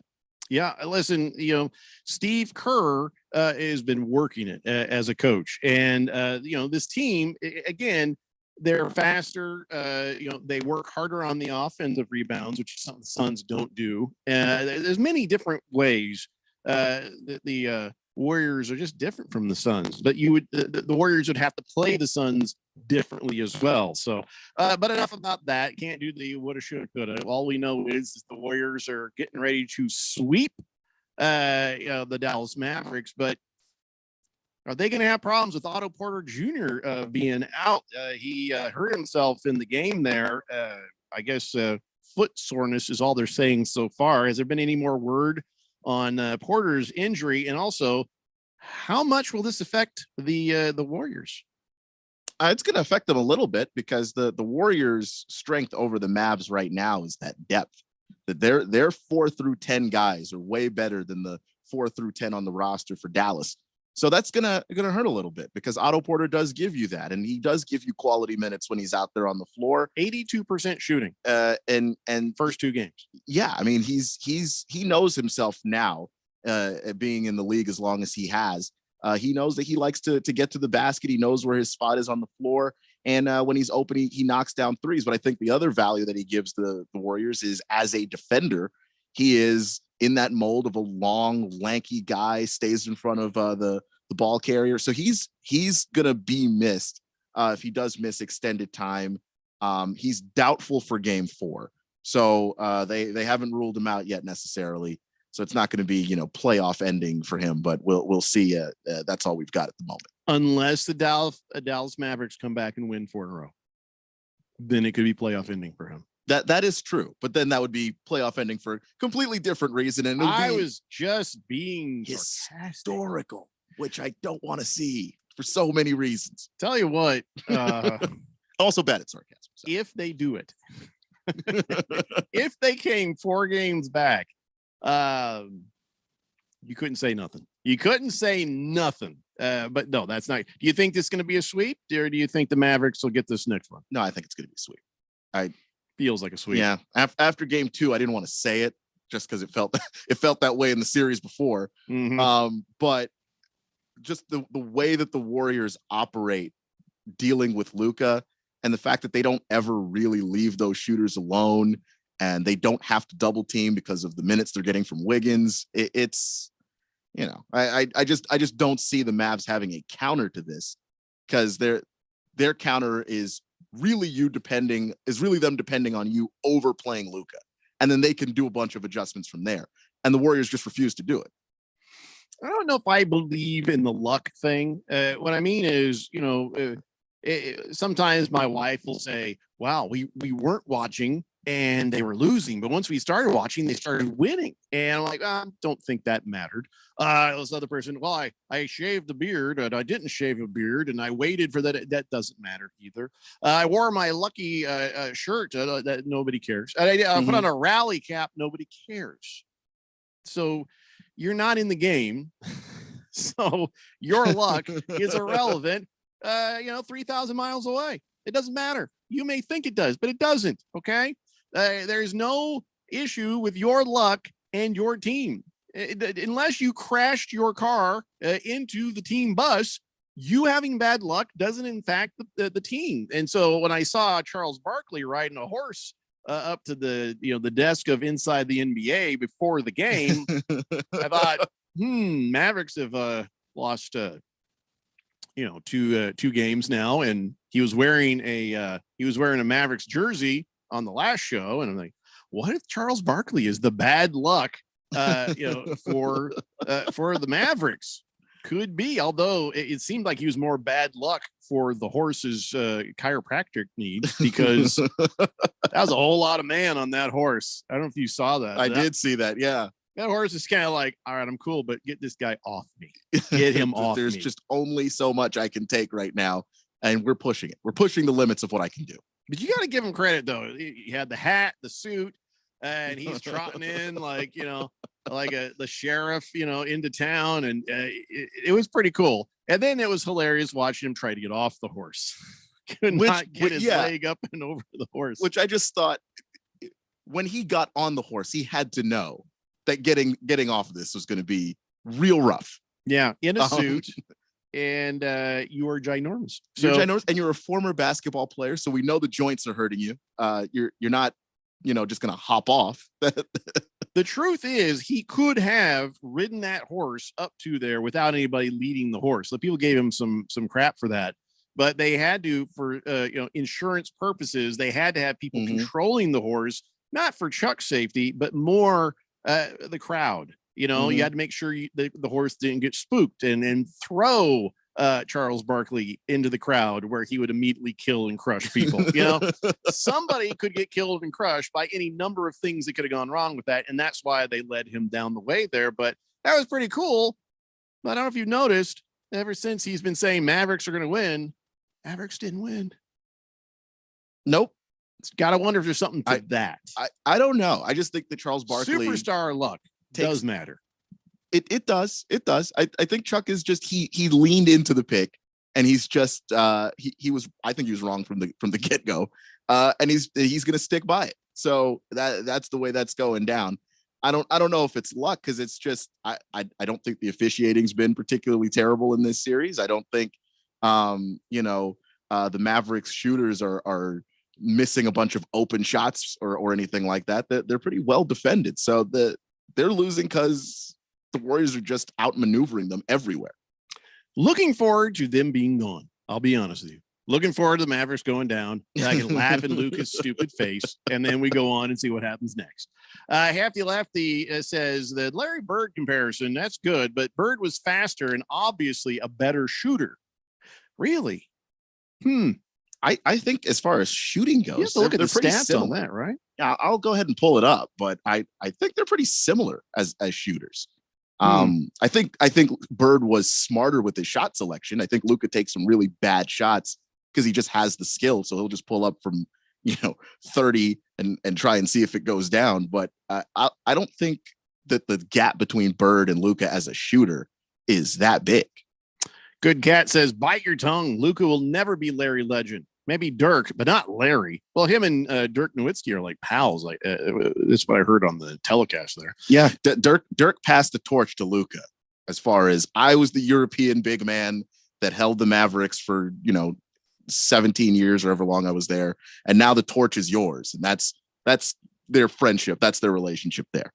Big George says, Jeffrey, don't sell yourself short. You have some mad hops. I've seen you do a slamma jamma on the basketball court. Yeah, but that was like the kindergartner's hoop. That wasn't like full size. That was like 8 feet, 9 feet, something like that. That was not regulation. Silver Pop says, Luka's flopping abilities are unmatched. I've never seen somebody flop midair. That is a flop of a legend. Hashtag flop God. You are correct, and thank God it didn't take as a foul. Fed Fan says every team Chuck has picked has lost their series. 76ers, Suns, and now Mavericks. I do remember. Starting to wonder about this now, huh? I think it was like 9 years in a row, or maybe it was like 10 years in a row, or something like that. Stephen A. Smith would pick the winner of the NBA Finals, and he would literally be wrong every year for about a decade. It was, I don't know if it's still going, but Susan Lucciing these people. Oh my God. It was a lot. When we come back, let's talk about tonight's game at 5:30 between the Heat and the Celtics. Oh, I want the Celtics, but now I'm not so sure. It's the Daily Blender here on 1580, The Fanatic. Jamie's Log, Progressive, the Harrington's Backyard, Day 4, 2:18 a.m. I've been camping outside the Harrington house for 4 days now, proving that Progressive has 24/7 protection. Mr. Harrington says I don't need to do this since Progressive protects 24/7 is a pretty easy concept to grasp, but I'm going to stay and prove my point. Besides, there's a big tree branch over the roof, and I think it's planning something. Progressive doesn't just offer a great price when you bundle home and auto. We offer round-the-clock protection, just not literally from Jamie. Coverage from Progressive Casualty Insurance Company, affiliates, and third-party insurers, and subject to policy terms. Bundle discount not available in all states or situations. Come join the fun as Kasai Japanese Steakhouse presents its first annual Fire and Fairways charity golf tournament, Monday morning, June 6th at Silverado Golf Club in Scottsdale. Proceeds go to support Arizonans for Children, helping foster kids since 2002. Entries just $150, includes contests, prizes, raffles, plus a fabulous lunch and drink celebration at Kasai Japanese Steakhouse in Scottsdale. You can help. They need sponsors, golfers, and prize donations. And you can win a 2-year car lease from Coulter Cadillac. Go to fireandfairways.com. That's fireandfairways.com today. At Charmin, we heard you shouldn't talk about going to the bathroom in public, so we decided to sing about it. I love my Charmin Super Mega Frozen Gold. It's TP Gold, yeah. Charmin's got 6 rows in one. Lasts forever on my buzz. Only super mega when I'm cleaning. Charmin's got my booty believing. Charmin Super Mega Roll is 6 regular rolls in one. Enjoy the go with Charmin. Are you a planner? Do you like to plan ahead? Then, of course, you already have a plan to call Harman Solar, right? Bruce Jacobs here. It should be at the top of your list to get solar now and enjoy huge savings next summer. Up to 85% on your monthly bill with 0 down and no payments for 12 months. Then you can plan what to do with all that extra money. Harman Solar is a family-owned, women-owned, local company that uses top-of-the-line equipment. Call Harman Solar 800-281-3189 or go to harmansolar.com. A sapiosexual is the person who's attracted to intelligence. Do you choose brains over beauty? Like mind over muscle? Prefer Shakespeare? To be or not to be? To a puppeteer? Hey, which one's the dummy? So if you are sapiosexual and your current conversation is about to get, shall we say, intellectually stimulating, reach for Shakespeare Vodka, a thoughtfully engineered spirit with pure, smooth flavor that tastes like poetry in a bottle. Shakespeare Vodka, the taste of intelligence. 1580 and 99.3 The Fanatic is your exclusive home for the 6-time world champion Indoor Football League's Arizona Rattlers. All right, listen up. Tune in to The Fanatic for all the fast-paced, hard-hitting action. Listen as the Rattlers work toward the playoffs and their 7th world championship in team history. Let's keep it going. Arizona Rattlers football, exclusively on 1580 and 99.3 The Fanatic and at 1580thefanatic.com.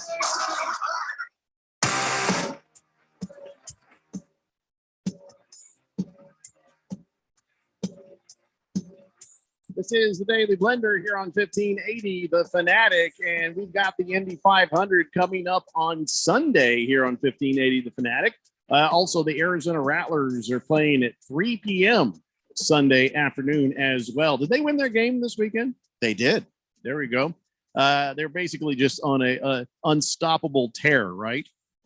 They are actually. Hold on. Did they win? Or did I confuse that with the week before? They did not win, actually. Are you kidding? They came up short there. Against who? At the very end. Why am I blanking on this team's name right now? Well, hold on. I can see it. Hold on. I'll look at it. It was the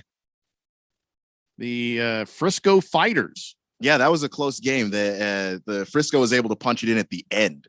Oh, like really, clock was expiring when they scored there, and the Rattlers had like a chance to maybe chuck one deep, but they weren't able to get it.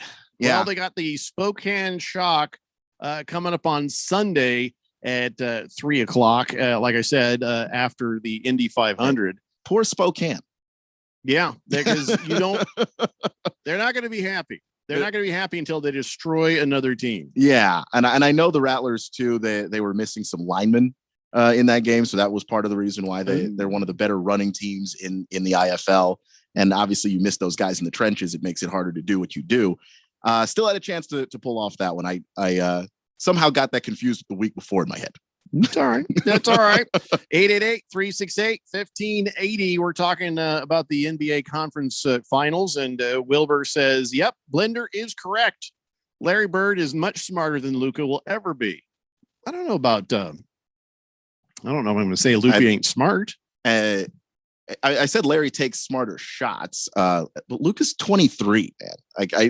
He will get better. He will learn the game and take smarter shots and all of that. And the shooting, look, Larry shot 49% from the field. Luka shoots about 45%.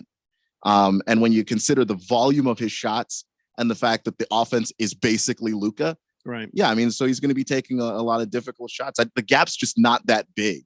And when people say that he plays like Larry, and this isn't like me, this is, I listen to legends of the game, guys that played against Larry say that Luka reminds them of Larry in the way that he manipulates, the spacing on the floor, is able to get to his spot. Larry wasn't so much of a flopper though. So no, I don't think I ever saw that. He was a hard-nosed competitor. Yeah. And, it was uncomfortable. I was a child. Okay. And when I would see Larry Bird, I'm like, why do the shorts got to be that short? This pasty white guy needs to not wear such short shorts. It was kind of everybody then, though. Yeah, the nut hugger era was not a good look.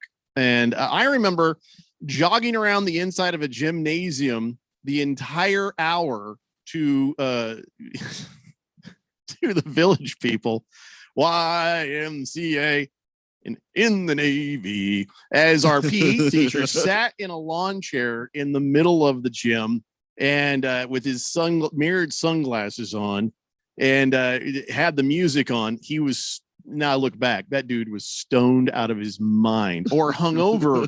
It couldn't have been hungover, else the music wouldn't have been that loud. Right. And he just sat there and said, keep running, keep running. I was like, what the hell is going on here? We're like, all right, well, I guess we get. And we did. We ran for the entire hour and to that horrible music. And of course, this teacher's sitting there. We're all in nut huggers. He's in nut huggers. That was what we wore in the late 70s, early 80s. And I don't know. That's what every time I think of Larry Bird, I think of that moment running. It was inside of a gym because I was a kid. I was in Oregon and it was raining all the time. So we had to do everything we did pretty much in the gym. So anyway. So now that's in your heads too. Thanks. Navy Brad says, hello all. If I heard you right, Luka went to school of flopping a la LeBron James or James Harden or any number of or Chris Paul. In fact, there was a moment in the series where Chris Paul was calling him out for flopping and he turns, he goes, I learned that from you. Yeah. Chris Paul is king flopper. I do think that Chris is probably the best flopper in the league of being really convincing. Like you believe that Chris Paul actually got hit in the moment that he flops. And then if you see it on replay and you go, man, he didn't even touch you. Yep. He's got to be the best at selling it of anybody playing basketball right now. Right guy says Luka is a soft Euro. 33 was a man beast and would tear that softy into little pieces. Luka is a lot of things. I wouldn't call him soft. He flops because he's spongy. Can we say he's spongy? He's like, yeah. If you poke him, you're not going to hit hard muscle for a moment. You know what I mean? He's kind of gushy. He's gushy. Yeah. I can he's like that. Me. He's like me right now. A little bit of gushy anywhere on me. You just go ahead. You're going to get no resistance. And then you'll find some muscle under there in a second. Luka, if he was in better shape, boy, he would not look as gassed as he looked, and he looks hopelessly gassed right now because he sees that this is slipping out of his hands, and he feels helpless. There's nothing he can do. So there's no more smug Luka face. Now it's especially late in games. I mean, the dude played 40 minutes. He has to. He has no choice. You know, that's the way the team is built, and they need to find a Robin to Luka's Batman because. There isn't a way that this is sustainable. There just isn't. Where is the great coaching of Jason Kidd now? I thought that he actually did a good job. I mean, the results were what you wanted to happen when you look at the box score. You got 40 and 11 out of Luka. You get 20 out of Brunson. You get 26 out of Dinwiddie.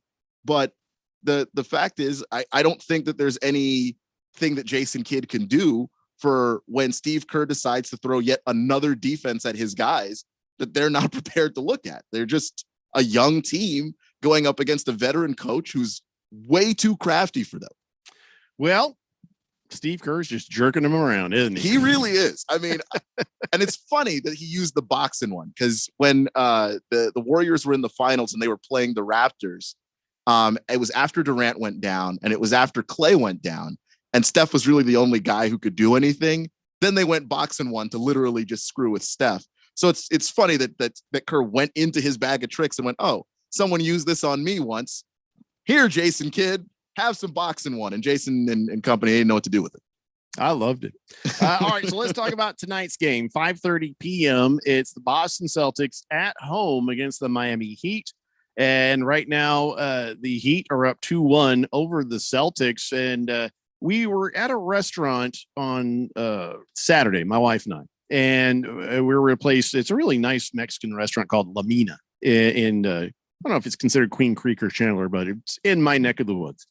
And we're sitting there at the table, and we can't really see the TV at the bar from where we are. It's off at so much of a distance, but we did see somebody went down, and they went down hard, and they didn't get up again for a minute. Who was that? Was that Marcus Smart, or was that who got hurt on Saturday? Yes.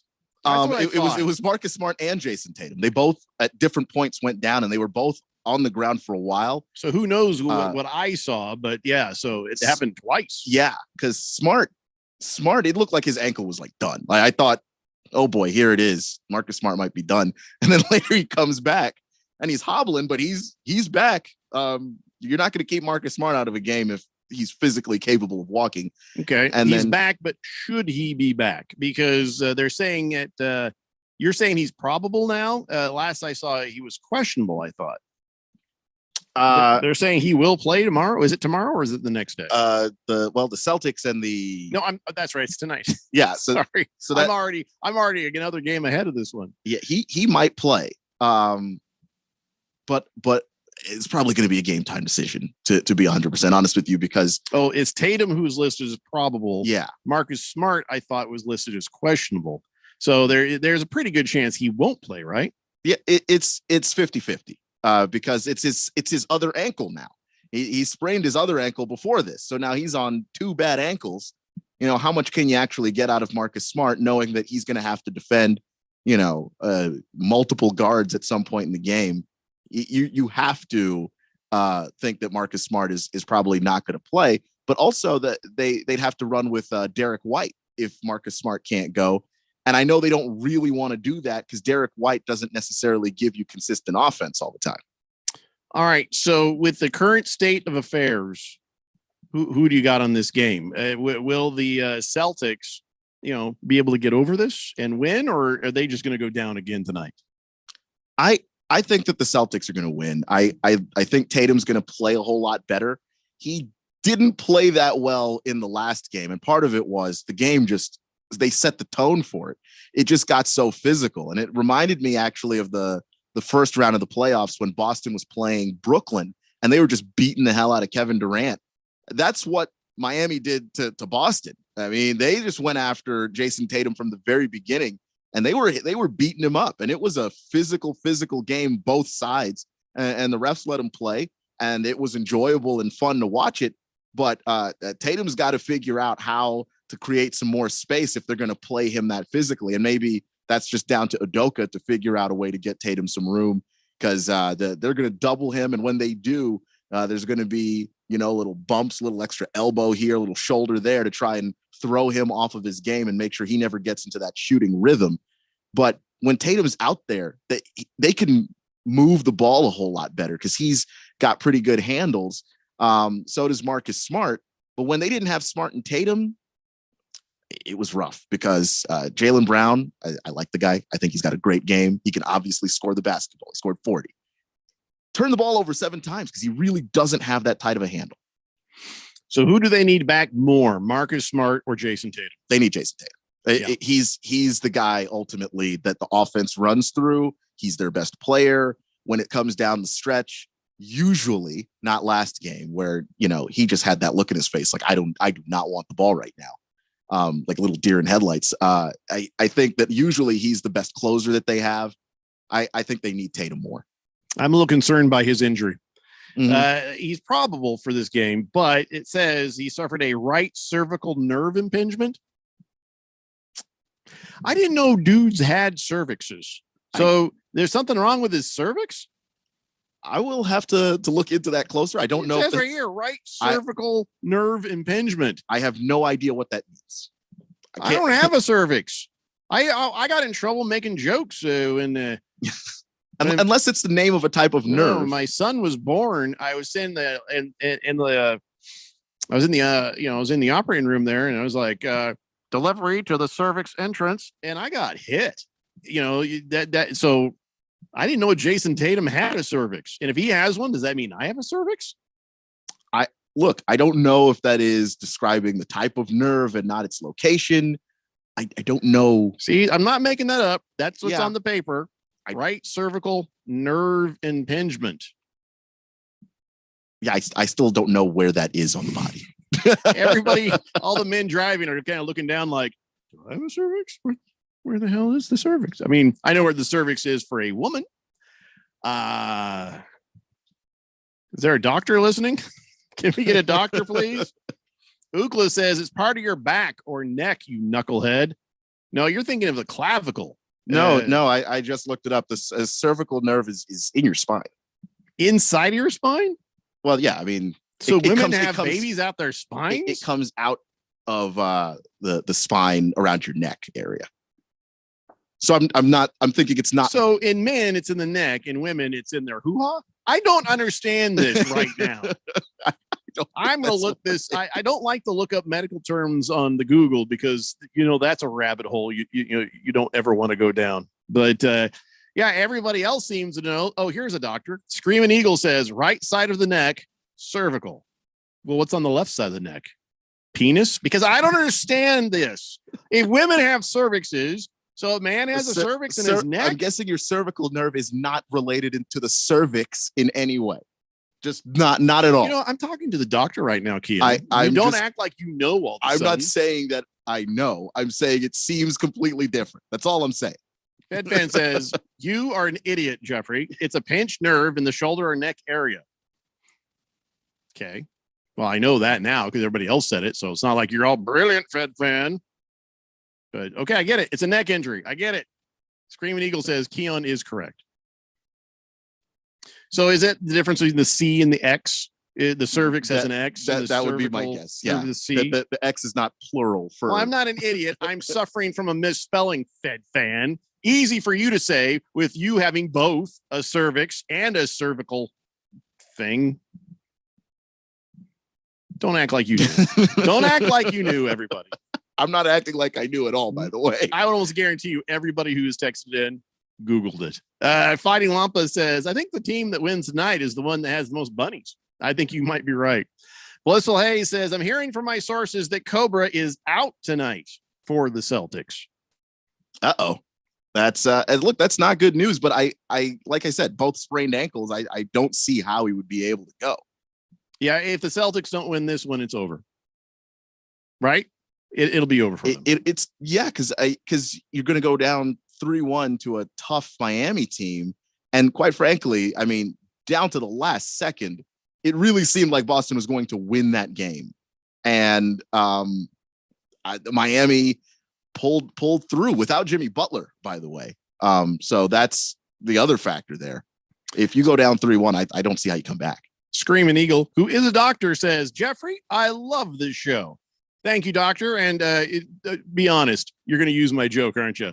All deliveries to the cervix entrance. I mean, I know you're not an OBGYN, but you'll use that one. It's the Daily Blender here on 1580, The Fanatic. The playoffs are into the second round, and you can make every game feel like Game 7 on FanDuel Sportsbook, an official partner of the NBA. And throughout the playoffs, all customers can place a no-sweat same-game parlay each week. Randy here from the Daily Blender, and you'll get up to $20 in free bets if you don't win. FanDuel has so many ways to play, and when you do win, you'll get paid faster than an NBA fast break. New to FanDuel? Just download the FanDuel Sportsbook app and sign up with promo code Randy1580 to get your first bet risk-free up to $1,000. Once again, that promo code is Randy1580. If you already have the account, you're all set to bet no sweat. Either way, you'll get up to $20 in free bets if your same-game parlay during the playoffs does not win. FanDuel Sportsbook, an official partner of the NBA. Got to be 21 and older. Present in Arizona. Refund issued as a non-withdrawable free bets that expire 7 days after receipt. Max free bet, $20 per week. Restrictions apply. See full terms at sportsbook.fanduel.com. Gambling problem? 1-800-NEXT-STEP or text NEXT STEP to 53342. Jamie's log. Progressive. The Harrington's backyard. Day 4, 2:18 a.m. I've been camping outside the Harrington house for 4 days now, proving that Progressive has 24/7 protection. Mr. Harrington says I don't need to do this since Progressive protects 24/7 is a pretty easy concept to grasp, but I'm going to stay and prove my point. Besides, there's a big tree branch over the roof, and I think it's planning something. Progressive doesn't just offer a great price when you bundle home and auto. We offer round-the-clock protection, just not literally from Jamie. Coverage from Progressive Casualty Insurance Company, affiliates, and third-party insurers, and subject to policy terms. Bundle discount not available in all states or situations. Nobody protects you from mayhem in Phoenix like Allstate. I'm a speed bump. Did you hear what I said? I'm a speed bump. And if you have cut rate car insurance, the cost to reattach your muffler could really be a bump in the road. So switch to Allstate, save money, and be better protected from mayhem, like me. Based on coverage limits selected, subject to terms, conditions, and availability. In most states, prices vary based on how you buy. Allstate Bar and Casualty Insurance Company and affiliates, Northbrook, Illinois. When you run a business, you need to be in control. And while you can't control everything that happens in the world of business, you can definitely take control of your utility expenses with the help of Harmon Solar. Give them a call and see how your company can save up to 80% on that monthly electric bill with zero down and no payments for 12 months. Harmon Solar is a local family-owned company that uses top-of-the-line equipment. Call Harmon Solar, 800-281-3189. That's 800-281-3189. Or go to harmonsolar.com. I'm Dr. Gordon Christensen. When I became a dentist, I learned how quickly poor oral health can lead to other serious health problems. I wanted to help, so I joined DLN. Join me in seeing one patient per year. Visit willyouseeone.org. Your home for sports. 1580 and 99.3 The Fanatic.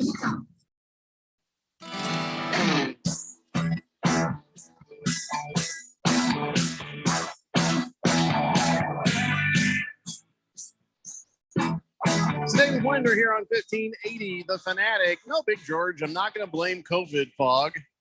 I know where the cervix is, but it was the difference between an X and a C, so my bad. Innocent mistake. It happened to anybody. I know most of you bastards didn't even know either until you Googled it. So Boogie says, something we're going to talk about later. So just going to pause on that one. I'm a little out of breath. So here's what happened. During the break, if I unwrap any little piece of candy, my dog comes running in like he thinks he's going to get a piece of that candy. Well, I can't give him candy because it's chocolate. I don't want to kill my dog. So then my only other alternative is to walk over to the dog and then play with him. And he's trying to kill me.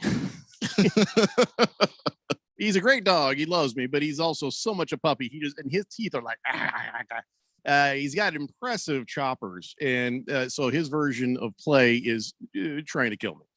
Not really. He'll put his mouth on you, but he won't really bite down for real. But even then, just his teeth are like, if they go across that could hurt. And he's got these, his toenails are pretty deadly too. So he's lying there. I start petting him on the belly. He's like, this is good.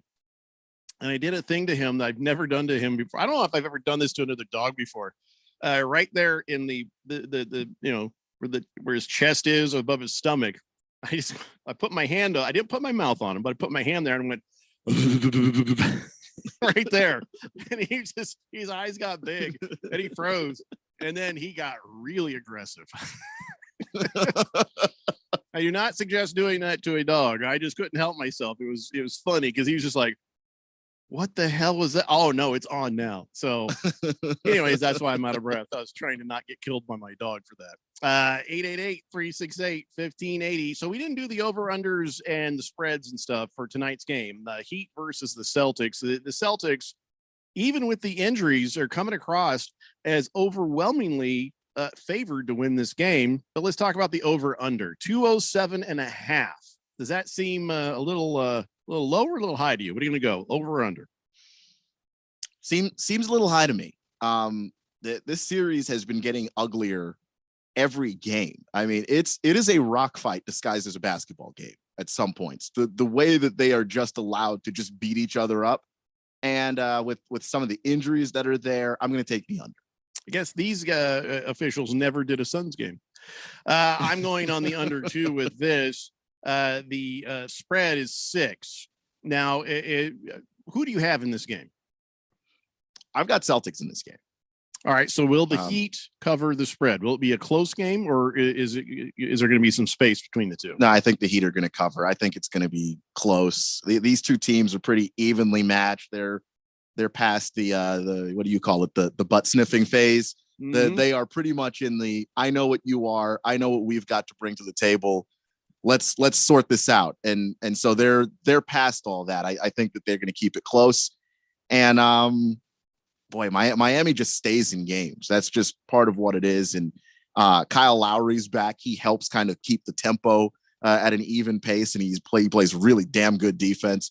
So I'm going to go with Heat covering the spread. All right. So last Optimus Boogie, we are talking about the things you were texting about a little bit later. So stay tuned for that. I'm going to save your texts and read them when we do that, probably in the next hour, just so you know. 888-368-1580. I think what we should do right now, since it's just the two of us, we can get this done, I think, pretty quick. Let's do 4 quarters with Keon Rose. That's right. It's 4 quarters with Keon Rose, and it's well, today, of course, it's about basketball. So fire it off there, Keon. Let's get this thing going so I can win this and we can move on. All right. Well, let's see if I have the music. Oh, the music. If you don't have the music, that's fine. Yeah. If you have it, you have it. If you don't, you don't. Yeah, I don't think I do. So let's go ahead and get to first quarter because I thought this weekend there was a lot of highs and lows.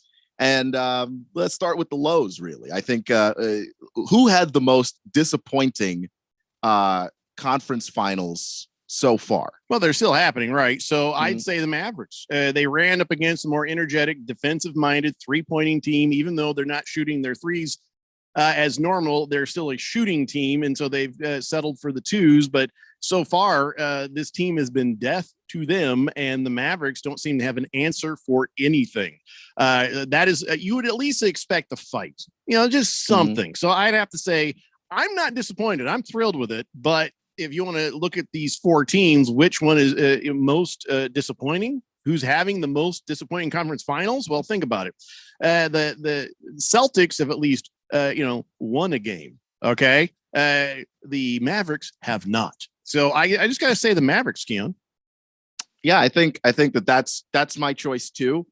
There were some players that almost had it. I mean, Jaylen Brown, up until that game, you could have argued that he was having a disappointing conference finals.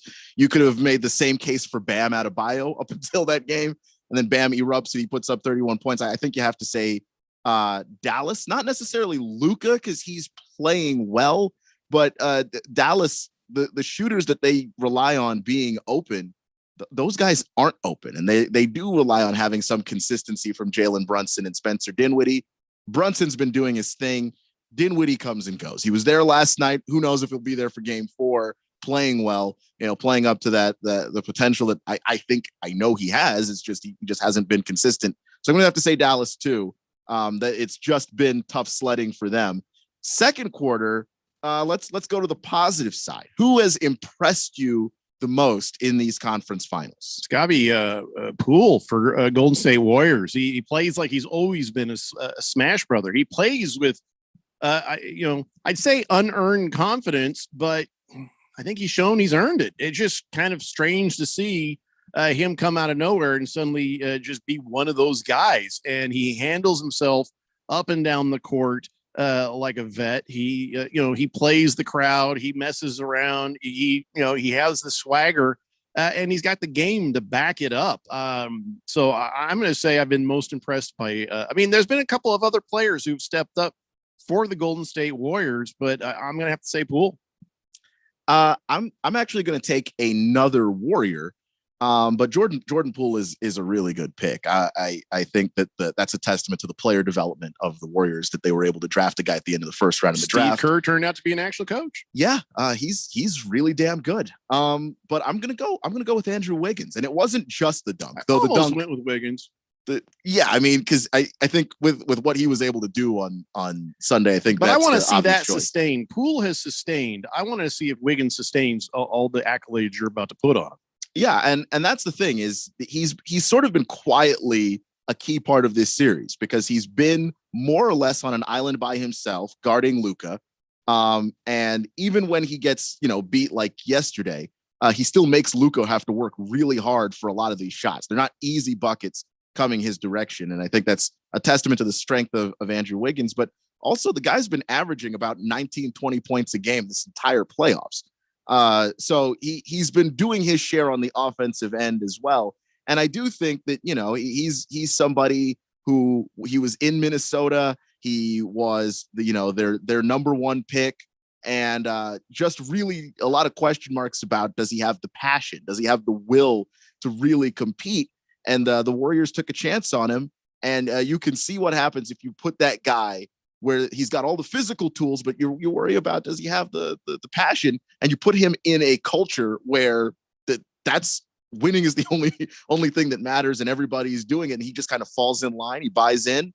That's what you get. You get an Andrew Wiggins showing up at just the right time in the playoffs to make the Dallas Mavericks absolutely crazy. I don't think they know what to do with Wiggins in this series. And I think that is why I've been so impressed with him in the conference finals. Well, what's interesting though, is just remember when the Warriors started and, they just had some nobodies who just came into their own. They drafted very well. And also it's like, wow, where'd these guys come from? And then all of a sudden they're a dominant team. The Suns reminded us of the Warriors when Booker shows up and, when some of these other guys start to show up, even before DeAndre Ayton, you're kind of like, wow, it kind of like feels like a growing team again. So then the Warriors, though, double down and they do it again. They start having these young players starting to kind of pop up. And it's like the Warriors are like shark teeth. You got the teeth of Green, and you got the teeth of Curry, and you got the teeth of Thompson. And right behind those teeth, here comes Poole and Wiggins and some other guys, that are just start Porter. And it's like all of a sudden it's just a big shark mouth is what's going on there. they just retool, which is something that shouldn't really happen in the NBA. Like when you think about it, a lot of times we in the NBA, it's hard to figure out how you're going to replace talent. While the Warriors were being bad the last couple of years because Klay wasn't there, Durant left, Draymond was in and out of the lineup with injuries. They took advantage of being near the top of the draft. They drafted Moses Moody and Jonathan Kuminga, and you're not seeing much of them right now. But mark my words, in 2 to 3 years, Moses Moody and Jonathan Kuminga are going to be real valuable pieces for the Warriors, and they're still going to be here running the Western Conference. The Warriors are not going anywhere. That is how good they've been. But let's get to the third quarter and take a look at coaching, because that's, in the NBA, I think this is when coaching matters the absolute most, is when you're in these deep playoff runs and, the talent is pretty similar. So now the next level is like, who's going to make the adjustment to try and make their team a winner in some of these really close games. Which coach, in your opinion, in the 4 coaches left, is doing the best job?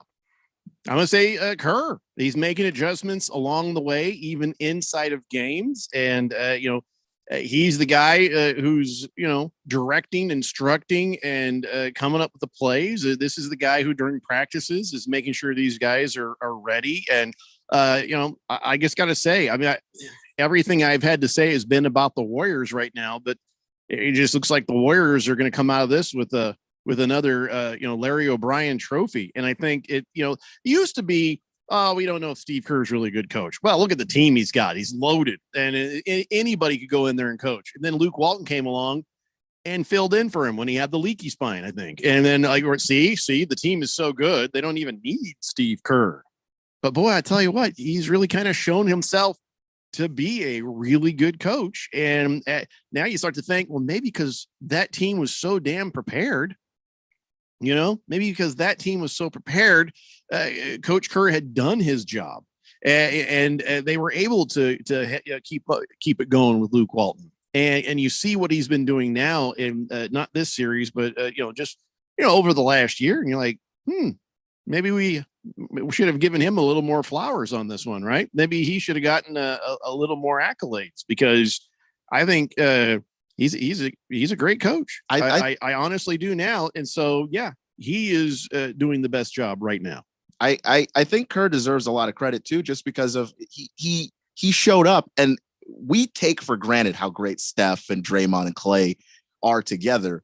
That was not a no-brainer. When he became the head coach of that basketball team, he took them to another level. But I'm actually going to go in the Eastern Conference. I'm going to go Eric Spoelstra in the Miami Heat. I really like a lot of the adjustments that Spoelstra's been able to make. And honestly, Miami should not have won that game yesterday, but they were able to grind it out. Jimmy Butler's not out there, and so Bam's going off. And a lot of that was they ran plays for Bam Adebayo. They were like, okay, we know you've got the little 18-foot jumper, so we're going to go ahead and give that to you. Put that out there. And then also, Jaylen Brown had a play. He cuts the lead down to 1. And Eric Spoelstra draws up a play for Max Strus, who knocks down a deep 3 and puts the game back out of reach. That's the kind of stuff that Eric Spoelstra's going to do. Well, I guess we'll find out if they meet each other in the finals. Ukla says Kerr's a douchebag who wears a mask half the time during the game over his mouth and then over his nose and around his chin. I don't know if I call him a douchebag. It seems unwise, but yeah. He just had COVID, so I think he's trying to abide. Bedfan says, actually, the Cavaliers drafted Wiggins, and LeBron, in all his stupidity, sent Wiggins to Minnesota. Yeah, but he never played as a Cav. He got his start with Minnesota, and then. All right, guys, I'll have the rest of your texts and stuff in the next hour, and I guess we'll have the fourth quarter there too. It's the Daily Blender here on 1580, The Fanatic. Hi, this is Nick LaCapria with the Daily Sports Quiz. In the history of the National Football League, can you name the very first NFL team to select 4 future Hall of Famers in one season? That answer is coming up on the Daily Sports Quiz. Nick LaCapria's Daily Sports Quiz brings you 8 different questions from the world of sports each day. If you want even more questions from the world of sports, visit Nick LaCapria's new website, sportstrivia.org. You can test your sports trivia knowledge and get answers to some great questions from the world of sports trivia. Sportstrivia.org. It's free, it's fun, and it's challenging. If you like the Daily Sports Quiz, you'll love sportstrivia.org. The answer to today's Daily Sports Quiz: name the NFL team that made history by signing 4 future Hall of Famers in one season. The Pittsburgh Steelers. They signed Lynn Swann, Jack Lambert, also John Stallworth and Mike Webster, all in 1974. I'm Nick LaCapria with your Daily Sports Quiz. Come join the fun as Kasai Japanese Steakhouse presents its first annual Fire and Fairways charity golf tournament, Monday morning, June 6th at Silverado Golf Club in Scottsdale. Proceeds go to support Arizonans for Children, helping foster kids since 2002. Entry is just $150, includes contests, prizes, raffles, plus a fabulous lunch and drink celebration at Kasai Japanese Steakhouse in Scottsdale. You can help. They need sponsors, golfers, and prize donations, and you can win a 2-year car lease from Coulter Cadillac. Go to fireandfairways.com. That's fireandfairways.com today. Jamie's log, progressive, the Harrington's backyard, day 4, 2:18 a.m. I've been camping outside the Harrington house for 4 days now, proving that Progressive has 24/7 protection. Mr. Harrington says I don't need to do this since Progressive protects 24/7 is a pretty easy concept to grasp, but I'm going to stay and prove my point. Besides, there's a big tree branch over the roof, and I think it's planning something. Progressive doesn't just offer a great price when you bundle home and auto. We offer round-the-clock protection, just not literally from Jamie. Coverage from Progressive Casualty Insurance Company, affiliates, and third-party insurers, and subject to policy terms. Bundle discount not available in all states or situations. Business people like it straight and to the point. So here it is. Bruce Jacobs here to tell you take control of your utility expenses by calling Harmon Solar right now. They can save up to 80% on that monthly electric bill with 0 down and no payments for 12 months. Level your energy costs, protect yourself from inflation. How's that for straight and to the point? Here's more. Harmon Solar is a local family-owned company that uses top-of-the-line equipment. Call Harmon Solar 800-281-3189 or go to harmonsolar.com. Will Shakespeare here. Back in my day, I invented over 1,700 slang words like swagger, bedazzled, and my personal favorite, besmirch. But even I have trouble understanding slang words like yeet or bougie or this is fire. Actually, it is extremely smooth Shakespeare vodka. Okay, boomer. See what I mean? But there is one word that describes the pure quadruple distilled spirit crafted from an 8th century Polish recipe the first time you try it. So lit. I couldn't have said it better myself. Shakespeare vodka. So lit. KQFN Tempe. Also transmitting on K25CD Phoenix at 99.3 FM. And K240U Fountain Hills at 95.9 FM. It's time for the third hour. Quiet, people, settle down. Because it's time. Time for what? Showtime. When does it start? Right now. 3, 2, 1. Let's get on with the show. Let's do it.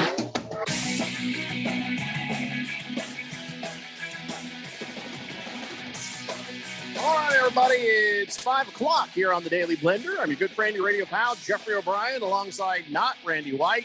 Randy White won a huge parlay with FanDuel. Was very excited about it, and then suddenly calls in sick to Radio Run, and then I get a voicemail on my machine with island music playing in the background and obviously drunk Randy White saying, sorry, he won't be in because he's sick. And then he giggled and then hung up. So, I don't know what the deal is, but he hopefully will be back soon, or at least let us know how much money did he win. because that's impressive. So, anyways, but we're here. We're talking, stuff. It's the Daily Blender, and we're broadcasting live on the Harmon Solar Studio in Scottsdale. That's Keon Rose right there in the control room, and you guys are on the Fanatic text line, 888-368-1580. And we were right in the middle of 4 quarters with Keon Rose. I'm liking my chances on this one because there's been no hanky, there's been no panky. I have played by the rules. I feel like I've got this one. I mean, your analysis on the coaches and your Wiggins, very good, very good. No, thank you. But I'm looking to knock this one out of the park here with the fourth one. So let me have it. I'm ready. All right. Well, let's just go to the fourth quarter, and the fourth quarter is your finals matchup thus far is who? Well, Warriors. Okay. I mean, it's been clear that you're Warriors, but I'm interested in your Eastern Conference side, if that's changed or not, because that's been a fight. Well, I found it interesting that you were still going with the Celtics, and let me just ask you, that's a home game kind of thing more than anything, right? Yeah. If this game was in Miami, you'd give it to Miami. Tonight's game. Yeah, tonight's game is in Boston, and I'm giving them the edge. They do play better at home, so yeah. But I think I'm going to stick with the Miami Heat. I think it's going to be the Miami Heat and the Golden State Warriors in the finals. I think the injuries are going to be too much for the Celtics. Even if they win tonight, I think these injuries are going to nag at them, and the Heat will be able to overcome that way. So, what do you got? Yeah, my original pick was Warriors Celtics, and I'm going to stick with that. I think part of it is the Celtics have responded really well this postseason. Can I just say I want it to be the Celtics because but right now I feel like it'll be the Heat. Sorry, go ahead. Yeah, no, I get where you're coming from on that too, because Miami just seems to have it feels like the series is swinging Miami's way. I just don't know if it's gone all the way in their direction just yet. And the Celtics are at home. Jason Tatum looks like he's going to be ready to go. And every time the Celtics have had a bad game or they've had a disappointing loss or something like that, Jason Tatum's always played really well that next game and sort of carried them and evened up the series. Like there were times in the Milwaukee series, it looked like Boston was done. Like Milwaukee's going to take over and kind of move on. And then Tatum responds in that game 6. It goes to a game 7. They're able to knock the Bucks off. So that's why I'm going to go with Boston, not just in this game, but also in this series to try and bounce back and fix some of the stuff that they need to clean up. All right, so there you go. That's it. Did I win? I think I won. I may have won. Well, I don't know. We leave it to the fourth dimension. I mean, you did really good though. You did really good. You may have actually won this. I don't know. I feel confident about it, but we'll leave it up to the super fans. I mean, I was pretty just straightforward to the point. I didn't give as much analysis on this last one, so that might be the one that gets me. But you're right. We'll let them figure it out. 888-368-1580. So speaking of the Heat and stuff, and the Celtics. There was another dirty play. And people are like, is it a dirty play? Is it not a dirty play? Peyton Pritchard injured Jimmy Butler. Peyton Pritchard reached up and grabbed him, and it looked like just above the knee and pulled and caused him to go down. And if you've seen the slow motion footage of it, it's completely obvious. Now, I did not see the game. Did they call a foul on this? Did they catch that? Did they catch that? Yeah, and I might have missed that one in real time. I don't think that they caught it. And so he fell over. It almost looked like they just got tangled up, but no, his hand reached out, went bump, and because they did originally get tangled up, and then Butler they get untangled, and Butler's trying to get away, and then Pritchard, that's when he reaches out and grabs the right above the knee, which is it seemed like he was aiming for exactly that spot. So that's some dirty pool right there. I wonder if he'll get fined or suspended on that. He might get fined. I don't know if they'll. I think they would have done it by now, don't you? Today they would have done it today. Yeah, let me look it up and see if they actually have or haven't, because that usually it happens over the course of the next 24-hour cycle.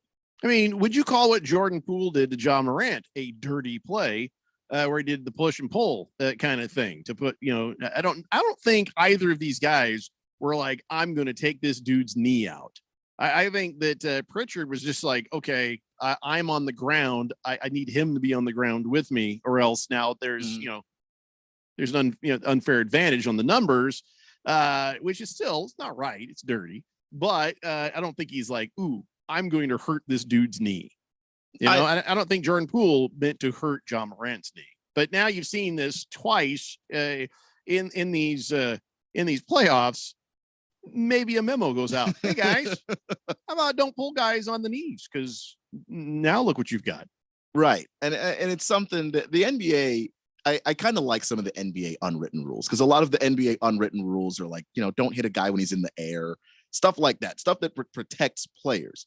I just think that this is one of those. Look, we've seen this cause two guys to go down. Well, they called it the code, I guess, when it happened with Steve Kerr and John Morant. I think that there's something there that you shouldn't do that. But I don't think that those guys were trying to specifically injure the knees of anybody, because they just don't have a history of it. Jordan Poole doesn't have a history of being a dirty player. Peyton Pritchard, going all the way back to when I saw him playing at Oregon, he doesn't have a history of being a dirty player. It's not like a Grayson Allen thing. So I'm going to give you the benefit of the doubt and just be like, yeah, don't do that again. Yeah. Definitely not intentionally trying to, but once you start to realize, hey, that happened to John Morant. Hey, that happened to Jimmy Butler. Now you need to be aware that those sorts of, moves could hurt a guy. You need to not do that. But yeah, I don't know about suspended, but I don't know. You think you should be? I don't know. Kind of. Yeah, it's hard to say, because if you're saying make an example out of him, if he was just trying to grab him, and foul him, you can't say that he was intentionally trying to hurt the guy. And that's usually where the fine comes down. We know you were trying to injure him is usually where you deliver that. 888-368-1580. Good Cat says Keon crushed it. He won by 3 downs. Wow. Damn. That's Big George, though, says, wow, just like the catch-up hot dog eating contest to fight Scott's cancer in the cancer walk, Jeffrey completely dominated round 4. This round of 4 quarters, very competitive, but Jeffrey's talent, charisma, and expertise guided him to this victory. Well, you're laying it on a bit thick, George. Come on, George. Hefty Lefty says Steve Ballmer is already calling the Celtics, asking what it takes to get Pritchard. He'll be seated right next to Steve's first game. I remember he's grabbing those guys' legs. Yeah, that's funny. And they were trying to get up and leave, and please he just don't do that, Steve. Please wouldn't don't let do that. Fed Fan says, I need it to be Warriors versus Celtics so I can get a free book from Josh and be able to talk smack. Well, I am completely rooting for that, Fed Fan, completely. But right now, the momentum, in my opinion, is just on the Miami Heat side. And Fed Fan says, shoot, the Mavericks are using their beer vendors to try to take out my man, Steph Curry. Yeah, I know. What the hell is going on with the NBA and the floor? First, this old lady takes a face plant as she's coming back to her seat. Then you got a bunch of Maverick players crowding the floor, and now you got beer vendors hanging out in places where they should not be. I don't think that beer vendors need you walking down on the court to hand somebody a beer. You hand it down the line from the end, and there needs to be a buffer. I've been saying that for player safety, for fan safety, to keep there from being any issues in fighting and whatnot. And this series right here by itself illustrates the need for the buffer to exist. I mean, how much more do you need to see, NBA?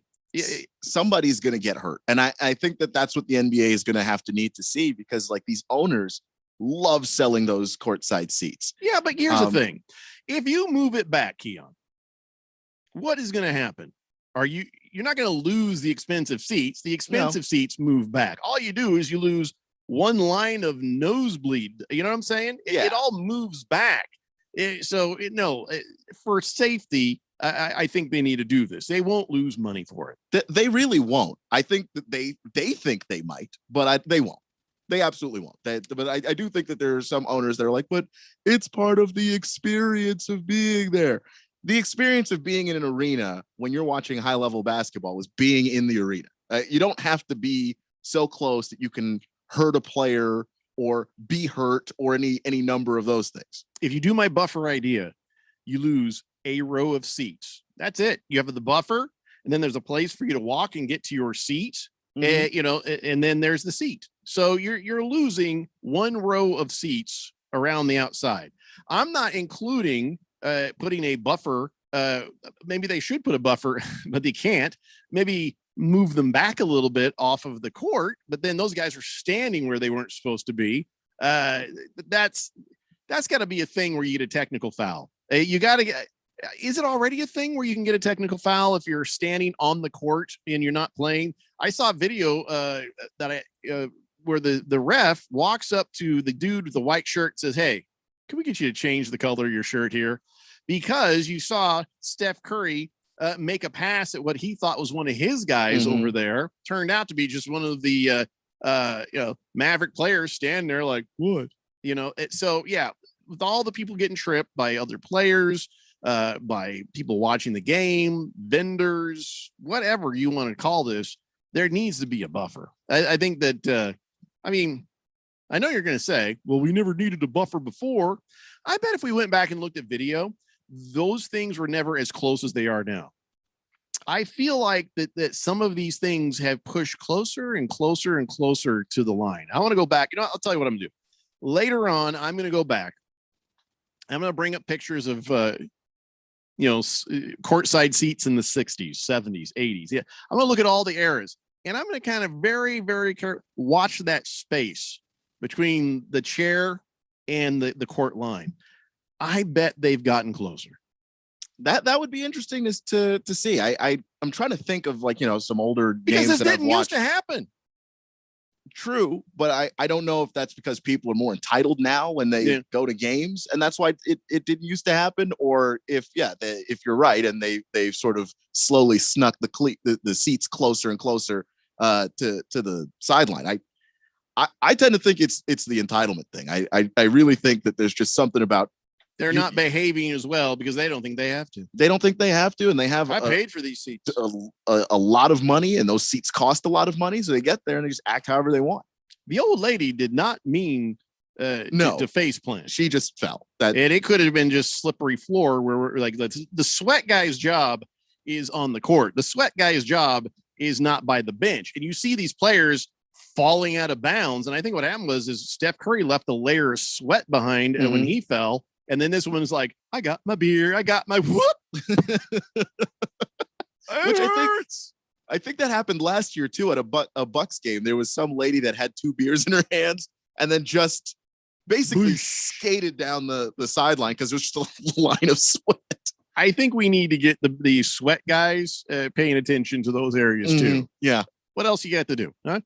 888-368-1580. Fish Tank says, is this knee grabbing thing going to be the NBA version of the horse collar?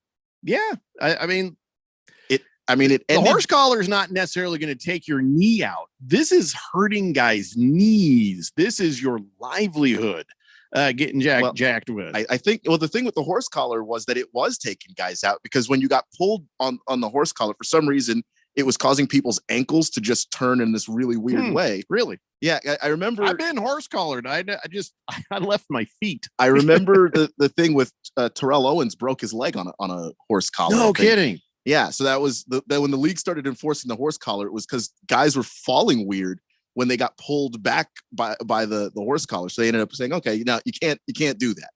Well, here's what it is. 16-year-old me running the ball, getting horse collared by, and every time we played other schools, I was pretty sure their linebackers were, just out of prison. They were like these giant adult look. They had those big hairy arms like an adult, and then I got these mustaches, and you're like, you're not even supposed to be here. And they would come up behind you and grab you that way, and then like you would leave your feet, and sometimes it'd knock the wind out of you because you'd be like running, boom. So no, I never hurt my legs or knees on a horse collar.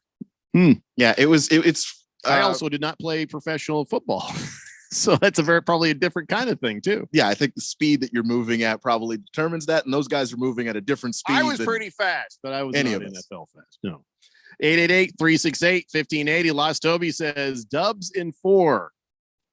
Could be. We'll find out tomorrow. Hefty Lefty says DJ Khalid is going to be so bummed if he can't walk on the court and airball a 3-pointer.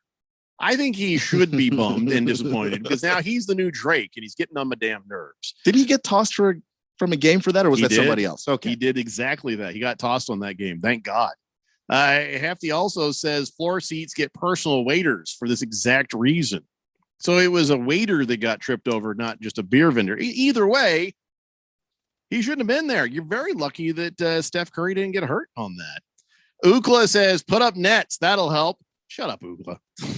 Blissful A says, those are the most expensive seats. The NBA owners will not go for moving those seats, revenue generating courtside seats. Well, they don't lose them. They move back. You see what I'm saying?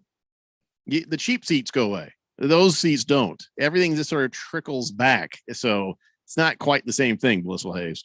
Big George says, yeah, you're right. I did lay it on a little thick. Jeffrey did win, period, though. End of story. Keon does the ketchup hot dog challenge, though. I might reconsider my opinion. You can't undo the win. You can't undo it. Take it away. I will do the ketchup hot dog challenge, but it's not going to be for this. It's going to be because I support Burke. No, he's totally doing it for this. No, Heavy Metal Maniac don't change this. Says, as a beer vendor, we are not allowed down in that area. So that would never happen at Suns games. So 888-368-1580. We were, you know what? People are really wanting to talk about the Cardinals in the football. So I'll save talking about the Lakers, futile coaching search tomorrow. It'll be just as good. It'll taste just as sweet tomorrow when we talk about that. Here in about 15 minutes, the game between the Miami Heat and the Celtics starts up. We'll be sure and give you any updates as they come down the pipe. But right now, we must take a break. When we come back, as God is my witness, we're talking NFL. It's the Daily Blender here on 1580, The Fanatic. This is Brent Musburger's Action Update on 1580 and 99.3 The Fanatic. Heads up, sports bettors. Right now, you can try VSiN All Access free for 30 days with no credit card required. Visit vsin.com/free month to sign up now. Looking ahead to playoff action coming up on Tuesday night. First off, in the NBA, the Western Conference Finals resume with Golden State leading the Mavericks 3-0, playing in Dallas. Dallas is a favorite to extend that series. They're favored by 1 point, the over-under at 215.5. And then 2 Stanley Cup playoff games coming up on Tuesday night. The Rangers host the Hurricanes. Carolina leads that series 2-1. New York -115 favorites. Flames at the Oilers. Edmonton leads that series 2-1. Edmonton a -120 favorite. For the latest odds all the time, visit vsin.com. I'm Matt Pauley on Arizona's sports betting station, 1580 The Fanatic. Hey, is this Line Secure? Franco's cybersecurity firm secured a contract, and that's all we're allowed to say. We have a green light on hiring. He needs web security professionals with a military background. 3 teams of 4, 24-hour rotations, but Protocol Zulu is on a need-to-know basis. Indeed can help him hire great people fast. I need Indeed. Indeed you do. You can schedule and conduct virtual interviews right from the Indeed dashboard, so you can stay organized and connected all the way to the hire. Visit Indeed.com/credit and get $75 towards your first sponsored job. Terms and conditions apply. Seems like everything is going electric these days. Electric cars, electric trucks. But what you save on gas, you pay for with that electric bill. With all these things being plugged into your house, wouldn't it be nice to save up to 85% on your monthly electric bill? Well, you can do that with 0 down and no payments for 12 months. Call Harmon Solar. Harmon Solar is a family-owned, woman-owned local company that uses top-of-the-line equipment. Call Harmon Solar, 800-281-3189. That's 800-281-3189. Or go to harmonsolar.com. Airlines have just reduced their prices even more. Book 30 days in advance and save big. Want the absolute lowest prices on your airline tickets? Then call the Low Cost Airlines Travel Hotline right now. For prices so low, we can't publish them anywhere. The only way to access our low rates and save up to 70% is to call. Save hundreds on your vacation tickets by calling right now. You can fly anywhere in the world and pay discount prices on your airline tickets. Book a flight today to London, Paris, Madrid, or anywhere else you want to go and pay a lot less guaranteed. Call the International Travel Department right now at Low Cost Airlines. 802-341-4535. 802-341-4535. 802-341-4535. That's 802-341-4535. Your home has gone way up in value, but have you taken advantage of it? This is Rob Canier with a phenomenal opportunity to tap into some of your home equity, earning tax-free income and eliminating your mortgage payment while staying in your home as long as you want. With home prices leveling off, don't wait to learn more about the new reverse mortgage. This is a safe and proven money-saving and tax-free income opportunity for homeowners age 62 and older. Call me, Reverse Rob, and learn more today at 602-REVERSE. That's 602-738-3773, or download my app by searching Retire Right with Reverse Rob. The Rams were built to win the Super Bowl. The Los Angeles Rams have won Super Bowl 56. But if you think that brought the end of the NFL season, you'd better think again. The NFL is a year-round beast, and we keep you in the know. Free agency, trades, retirements, hirings, firings, holdouts, injuries, training camps, and a whole lot more. Football is always in season here. We are 1580 and 99.3 The Fanatic, your home for football.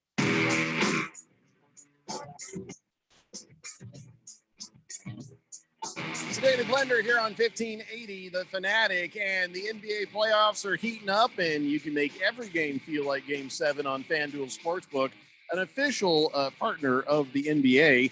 You know, throughout the playoffs, all customers can place a no-sweat same-game parlay every week.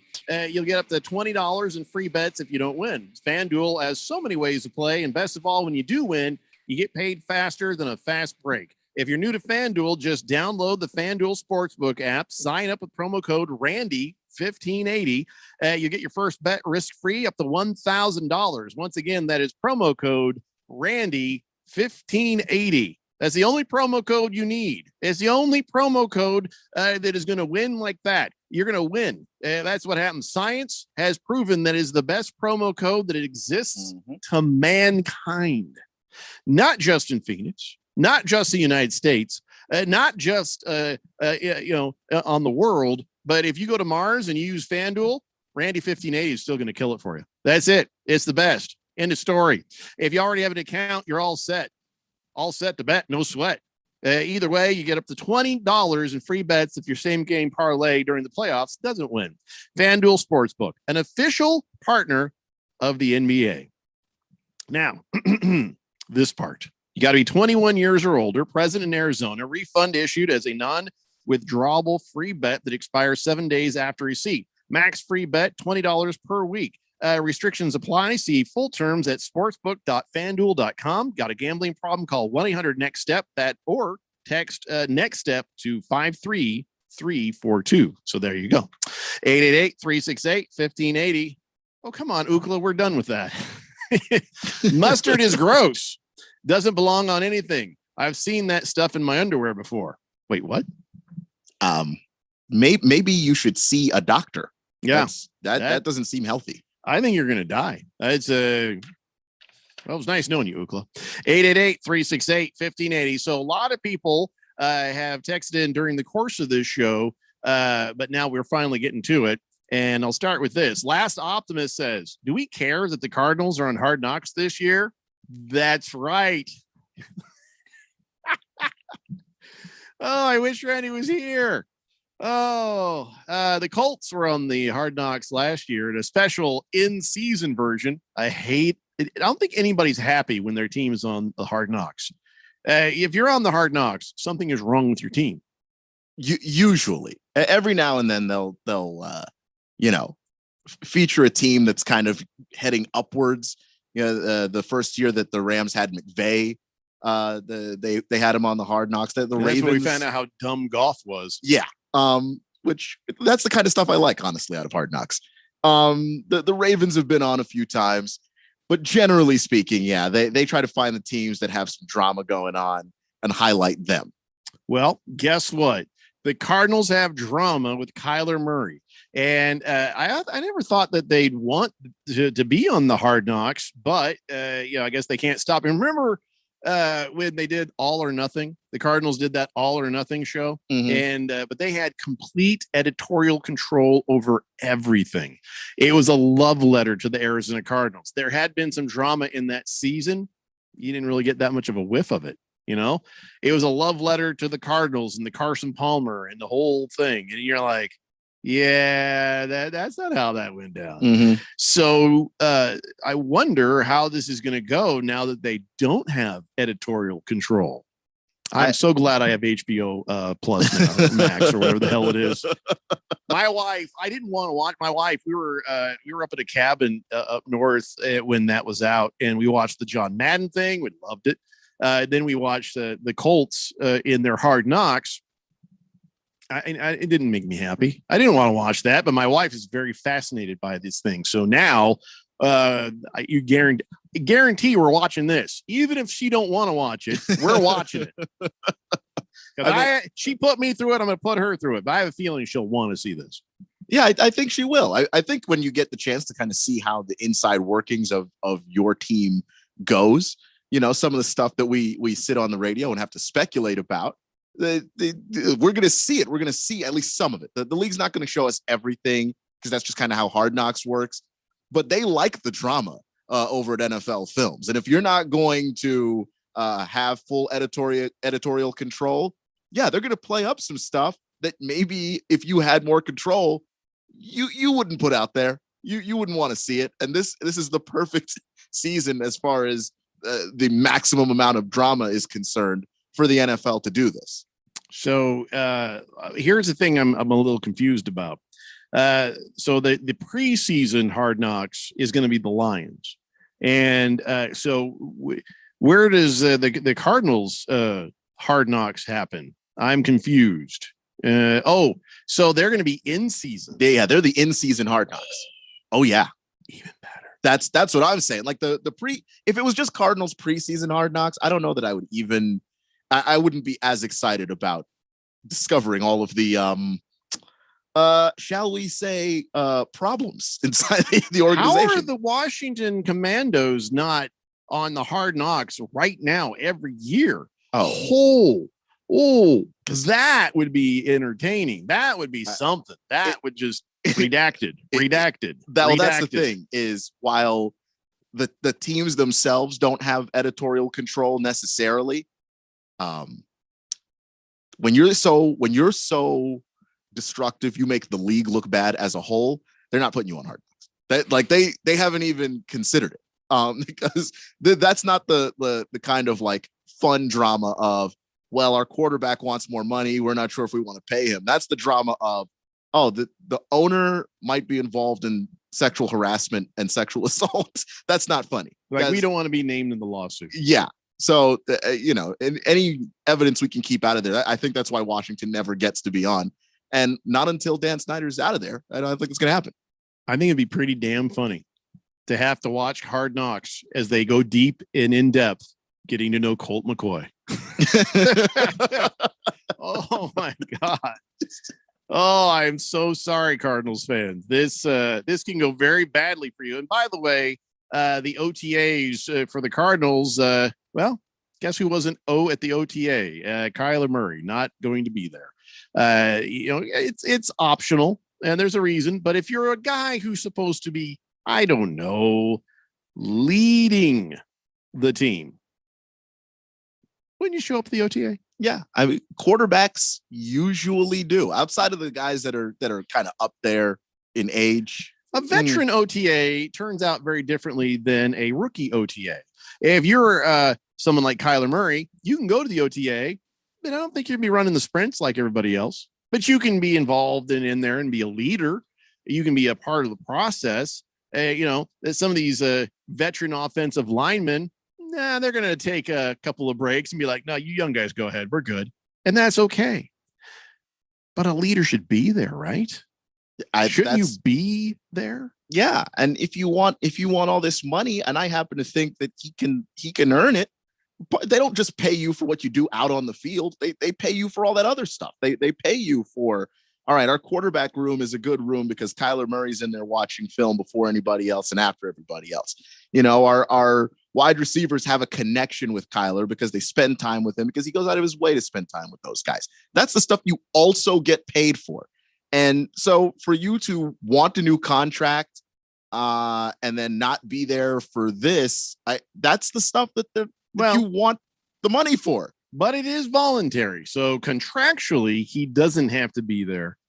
but still, yeah, it's not a good look, and you're not leading nobody. It's kind of like Trey Lance, who jumped at the opportunity to welcome the rookies and be part of their intake into the 49ers system because he knows how important that is. I guess Kyler Murray either doesn't know or doesn't care. And I think that there is some merit to the fact that Trey Lance got to sit behind Jimmy Garoppolo and kind of just see how a pro operates it.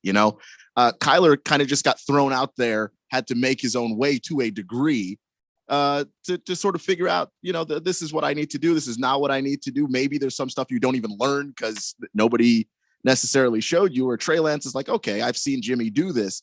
And it's hurting Kyler right now. I think his case to be made to get paid is something that is going to involve not just his performance on the field, but his personality, or at least how he comes across with his teammates and all of that.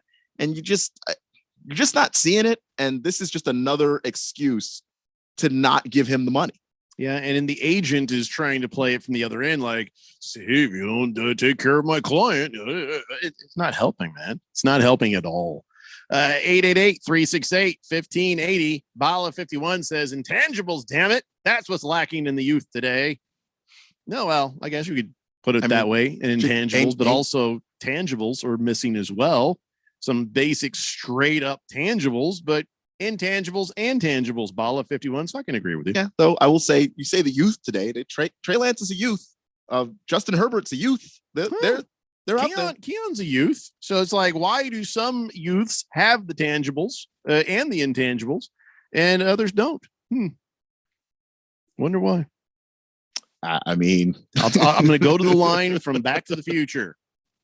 He's an idiot. His parents are probably idiots. Comes from upbringing.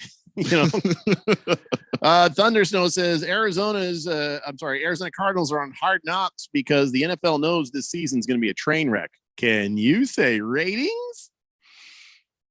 Wow. It's either if it's not a train wreck, it's going to be a bore fest. I'm not kidding you. If it's Colt McCoy out there and then coach is like, what we're going to do, it's not going to be interesting. It's going to be sad. Oh, I mean, it's going to be sad for us here watching them on Hard Knocks. But if they struggle, you better understand that NFL Films is going to play up how good they were last year as opposed to now. And it's going to be a whole lot of, why is it falling apart? So that's good for an episode. The rest of it's just sad, Well, I mean, you're always going to have the ratings of the fans of all the teams that don't like you. Fed Fan wants to give a man card shout out to Savannah Hernandez. She stood up to the World Economic Forum police when they were harassing another independent journalist. She got in their faces and asked them what right they had to harass innocent people. And she says that happened today in Davis, Switzerland.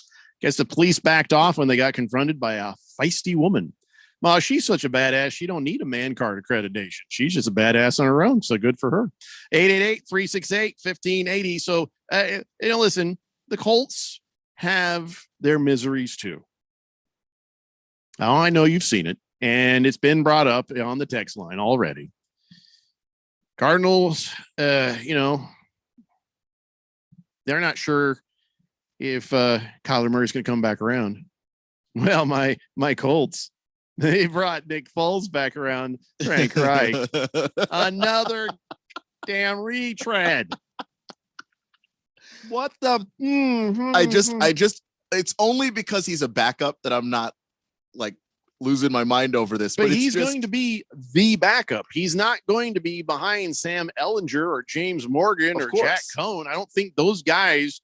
I mean, maybe they will. Maybe they'll surprise us. Maybe these draftees will do better than expected, and I'll have at least another layer of protection between Matt Ryan and Nick Foles. But I get it, but still, I don't get it. Frank Reich, you lost the privilege to bring in anybody from Philadelphia ever again. You lost the privilege to go to your little back book of people you may have worked with in the past. I thought we were past this. I thought we were done. God dang it, Chris Ballard and Jim Irsay. Why would you let him? Is this are you jerking us around with this?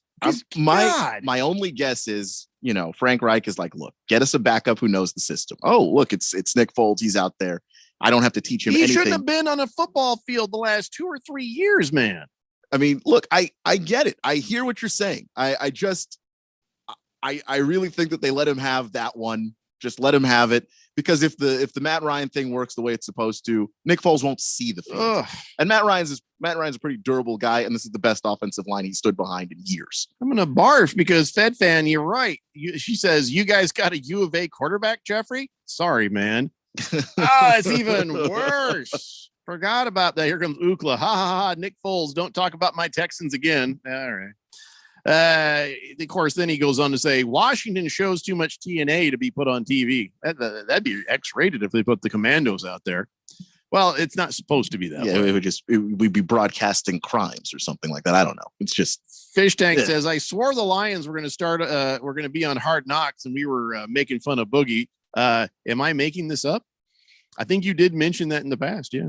Heavy Metal Maniac says, I'm a straight up mustard lover, only mustard on real beef hot dogs, no ketchup. I like nice brats, Polish dogs, straight up. Good old mustard, a good old regular mustard. I'm so glad you're that enthusiastic about mustard, Heavy Metal Maniacs. Boogie says, so the Washington Commandos are moving to Virginia, huh? New stadium coming in 2035. Yeah, that's the report. $100 million on 200 acres in Prince William County. Now, you've lived there, you know the landscape. Mm-hmm. Where the hell is that, and how far is it from DC? Yeah, it's like an hour south of DC. That doesn't seem like you should call them the Washington Commandos anymore. I mean, I guess it's the Virginia Commandos. Where's the current stadium? The current stadium's in Maryland. What? The current stadium in Maryland. Yeah. But how far is that from Washington, D.C.? It's really close. I mean, so that's just like right across the little thing. Yeah, there's like a district is right there. Yeah, there's like a river. Yeah, okay. Sort of separates the. So like Washington cross Potomac. Basically, yeah. Is it the Potomac? Well, I don't think it's the Potomac. But that's not even fun at all. Still, it's you know. So you're gonna move this place an hour. Why are they buying land an hour away? In Prince William County. DC doesn't want them. That's just been 100% clear. As long as Dan Snyder is owning that team, the mayor hates him. It's not happening. They are not going to give him anything. The city of Maryland also, I think was it Ben Hogan, the mayor in Maryland? He put out a thing that was just like, yeah, look, we have some money to help with the stadium, but it's very little. So basically, Virginia was the state that was just like, hey, we're nearby, and we'll put some money towards the stadium if you move it over here. And it's still in the DC, Maryland, Virginia area, so it could work. But the traffic is terrible. Like, you'd have to take 95 down there to get to the stadium, and it's awful. It's god awful traffic on most days. Are they bluffing, trying to get Maryland and the District of Columbia to pony up some cash or something? I mean, that would be. I would love that more, but I don't think it's a bluff, because I think that both of those areas have made it very clear that they don't want the Commandos for, at least not for any money they would have to pony up. So as the NFL is watching this and they're seeing their product in that area, they don't want the Commandos to move an hour away. While all this nonsense is happening, the NFL owners are counting votes towards a possible ouster of Daniel Snyder. How good does that feel for you? It feels like heaven. I've seen Dan Snyder run this team, and it's rinse and repeat. I'm hoping the Ron Rivera era is better, but it's a lot of rinse and repeat with what Dan does. Remember when we found out they were taking money out of the till? They weren't reporting all the income from ticket sales. That was the thing that killed Dan Snyder, because now they're counting votes, gearing up to ouster him as an owner of the Washington Commandos. Oh, forget about the cheerleaders. Forget about the racism. Forget about every horrible thing you've heard.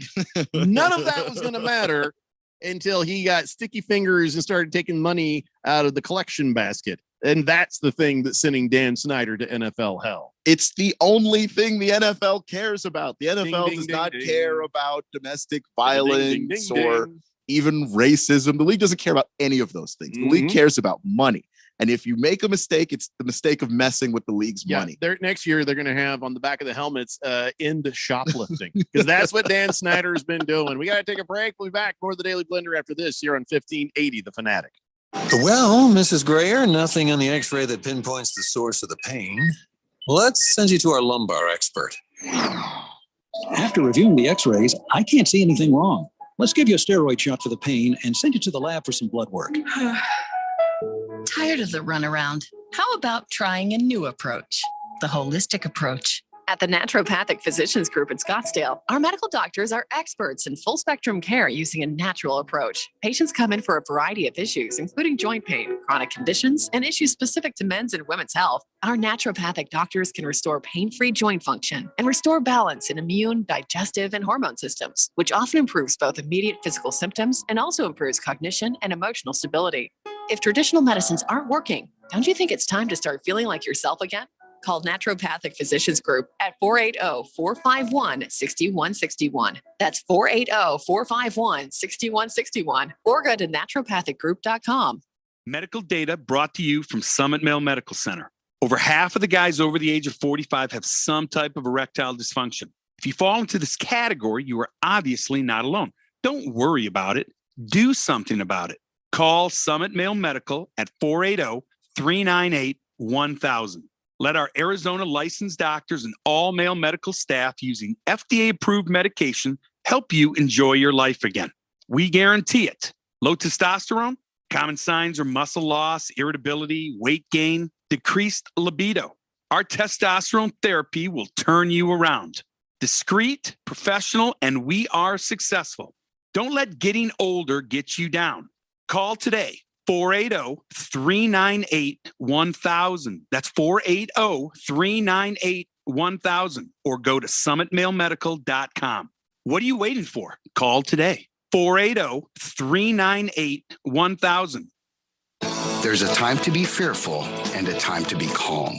A time to be aggressive and a time to be conservative, especially when it comes to investing. You've heard the phrase, to everything there is a season and a time to every purpose. Hello, I'm Mo Ansari, president of Compact Asset Management. At Compact, we strive to provide you with the tools and experience it takes to be in the right place at the right time to grow and protect your hard-earned money. Call pound 250 on the cell phone and say, talk to Mo, and let's check your goals together. You'll get a free portfolio review and risk analysis, and we'll focus on your investment strategies. Call pound 250 on your cell phone and say, talk to Mo, or visit us online at compact.com. That's COMPAK.com. Compact Asset Management is a registered investment advisor, funds custodian, Fidelity Institutional Wealth Services, member FINRA, SIPC.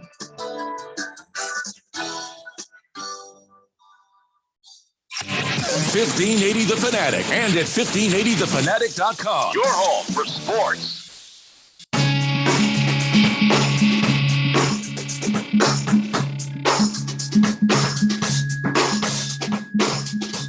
So Daily Blender here on 1580 The Fanatic. Ookla is busting your chops for saying it was the city of Maryland.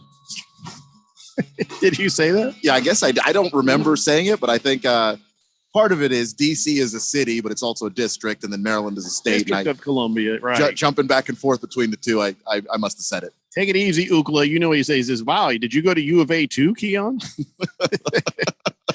Last Optimist says, wasn't Nick Foles free? I thought the Bears were still paying him. Oh, dear God. If we've assumed another stupid contract, I'm going to get aggravated. I think the reverse of that. I think he's saying the Bears might still be paying Nick Foles. Oh, so it's not costing you. I thought we had to take that over. Okay. Which might make sense because Ballard loves stuff like that. Oh, if I don't have to pay a guy because somebody else is paying him, perfect. I don't understand this one, but Fed Fan says, Will, your coach has a new Bible study part. Oh, I think she meant well. Yeah, Nick Foles and Frank Reich will be probably praying quite a bit together. Thunder Snow says, to cover the Washington Commandos, they may bring back Court TV Network. That's pretty good. The only network really suited to have that team. Blissful Hayes says, I blame the Cardinals for Kyler not showing up to OTA. They should have already signed him to the max contract. No, they shouldn't. Well, first off, it's not really like a max in the NFL. So what contract should they have already signed him to? And I think you got a guy like Kyler who has a lot of mobility but takes some hits and certainly got very gun shy near the end of the season. I don't mind a team sitting down and waiting till the end of a guy's contract to make a decision on whether or not that's the person that they're going to go with moving forward, because I want it now. it's an important evaluation. Yeah, I just look, if you want it now, you are welcome to ask. But when the team says no, there's nothing else. There's and he doesn't have any leverage either, which is the thing that I don't like, is like, if you're going to negotiate and you're going to ask for your money, I've never had a problem with that. But if you have no leverage, get back to work, because that's all you got. Keon's a little unsettled every time I do the baby noise. It is very unsettling. Because it does. It's not a button. That's actually me doing it. Yeah, just yeah, throws me off every time. Noises that I used to do to mess with my mom. I'd also I'm not gonna do it right now because people are driving, but I can imitate a siren coming from the distance and getting closer. And I couldn't help myself when my appendix was getting ready to burst, and she's driving me to the hospital. I'm leaned over in the car and I start doing it. The whistle.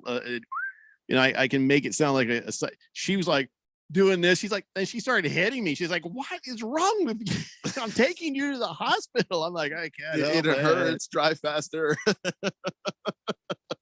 So Lost Toby says Niners are an hour away from San Francisco. Names mean nothing. Yeah. And I think the same thing's true for the Patriots. Like, they're not actually, in New England. Foxborough is like an hour away or something like that. So it's not like, and of course the Giants and the Jets play in New Jersey. They don't play in New York. So they should call it, listen, honestly, if you don't play in the same state, they should call you the New Jersey Giants. Okay. They should, you don't get to keep the name if you're not in the actual state.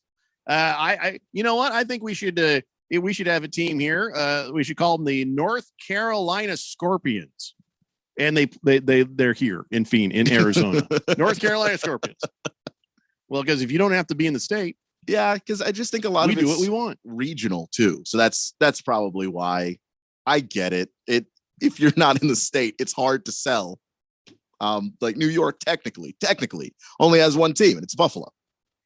Hefty Lefty says, when DC politicians don't want a super rich guy, that dude is bad. That's right. He hasn't made a lot of friends among that group of people. And to be clear, it's worse than you think it is, because DC politicians would get behind the Commandos. It's the one thing they can agree on. And literally, they haven't been good enough to even warrant that. Hefty Lefty has found the future Dicker the Kicker. I guess just having a Dicker the Kicker now isn't enough. I don't know how you found this guy, but he said the next Dicker the Kicker is Colton Boomer. Oh, that's a name right there. This was his senior quote, and he's a 2026 draft class, 6th round lock. Cotton Boomer says, kicking bombs and kissing your moms. That was his yearbook quote. Oh my God. He was that guy.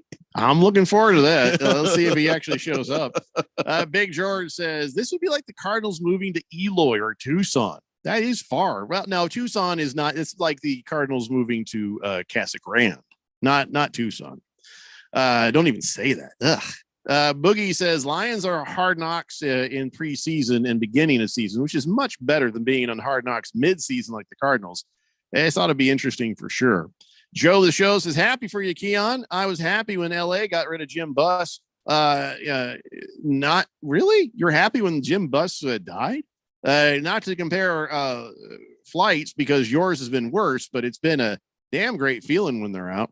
It was great to see Donald Sterling get out of the Clippers. And that was for sure good. Jerry Richardson with the Panthers too. I mean, the sexual harassment stuff that was going on there.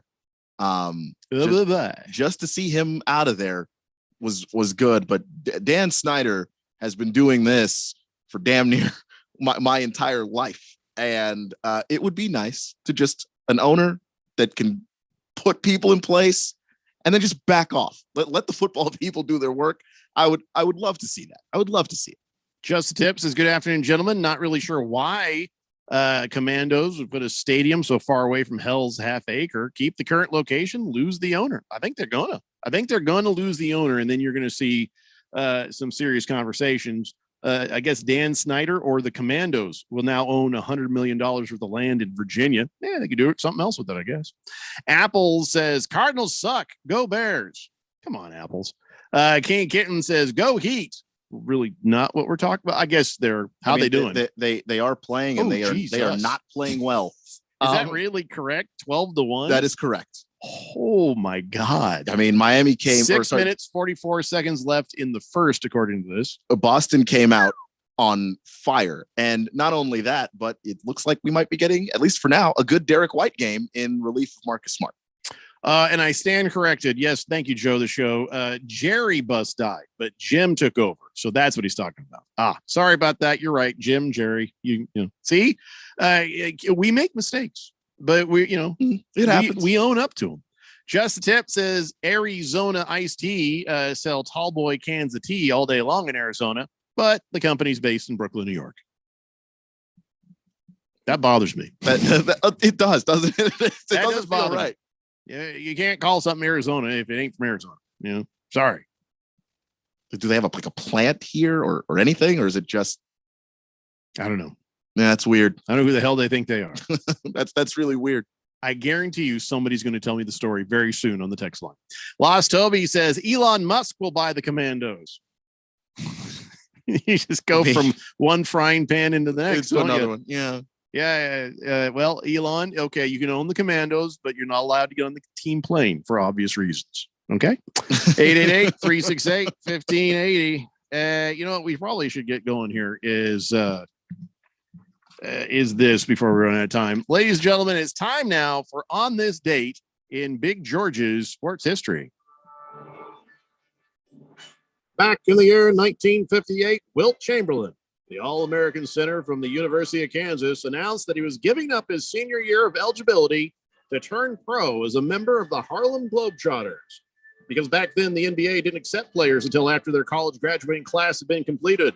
Chamberlain barnstormed with the Trotters for 1 year and made history, becoming the first U.S. basketball team to tour the USSR. Yeah, that's Russia for all you kids. USSR is what they used to call it when it's communist. It no longer exists as that country. Soviet Republic there, yeah. And I guess prior to the start of a sold-out game in Moscow's Lenin Central Stadium back in 1959, they got greeted by Nikita Khrushchev himself, the guy who was smacking his shoe at the United Nations, threatening to bomb the United States into oblivion. And but yeah, after that, October 24th, Wilt Chamberlain makes his debut in the NBA, starting for the Philadelphia Warriors. Man, some of those names you said Philadelphia, and I was so ready to hear Sixers, and that threw me off. That really threw me off. Ukla, I don't think that's true. He says Elon Musk could buy the NFL if he wants. I do not believe him to have enough money for that. Is there a valuation on the NFL itself? I don't know. That's got to be silly money that we can't even comprehend. Maybe you're right, Ukla. I don't know. Number one Rattlers fan says home record since 2014 is 61-7. And he says, yeah, it was a rare home loss from Saturday. Yeah, that makes it even stranger. It was at home. We're not used to that, Rattlers fan. We're not used to that. Hefty Lefty says, pretty sure Wilt made the right choice for his future. Yeah. You can only destroy the Generals for so long before it's time to go play for real. 888-368-1580. Do we have time to spin the wheel of sports? Do we have the wheel of sports? We do have the wheel of sports. I say we spin it and see what we talk about next. All right. Go ahead and do that. So I'm sure his brother was just absolutely thrilled. That's right. His brother wanted to do this to him. Oh, gosh, since the 90s. I'm talking about former Oasis star Noel Gallagher. He got some stitches on his face after he got headbutted by Ruben Diaz, his father, as they celebrated Manchester City's thrilling comeback to clinch the Premier League title on Sunday. What I'm talking about is soccer. Okay. Mm-hmm. And so now Noel Gallagher, you remember Wonderwall? Okay. Oh my God, those both of them, unibrow looking sons of bitches are annoying. The band, everybody's like, they're like the Beatles. No, they're garbage. Shut up. So he got just covered in blood, and so I'm sure his brother is like, yes, because the two brothers fought historically and famously for many, many years. But he says, yeah, after that goal went in, it was crazy. The dude's father headbutted him. He's bleeding from the face. And if you're like, oh my God, what happened to you? And he's like, you'll never guess what happened. So I'm sure I don't remember his brother is Noel and, Chad. I don't know the other brother, but yeah, they used to hate each other. So anyways, that's as close to a soccer story as you're going to get out of me for sure. Also, the show says, don't call me, but another interesting fact is the Rattlers have lost more championship games at home than they've won on the road, I think. What are you going to say? 17-1 in this game. Celtics over Miami. I got to go watch that. See you guys tomorrow at 3 p.m. It's the Daily Blender here on 1580 The Fanatic. Jamie's log, progressive, the Harrington's backyard, day 4, 2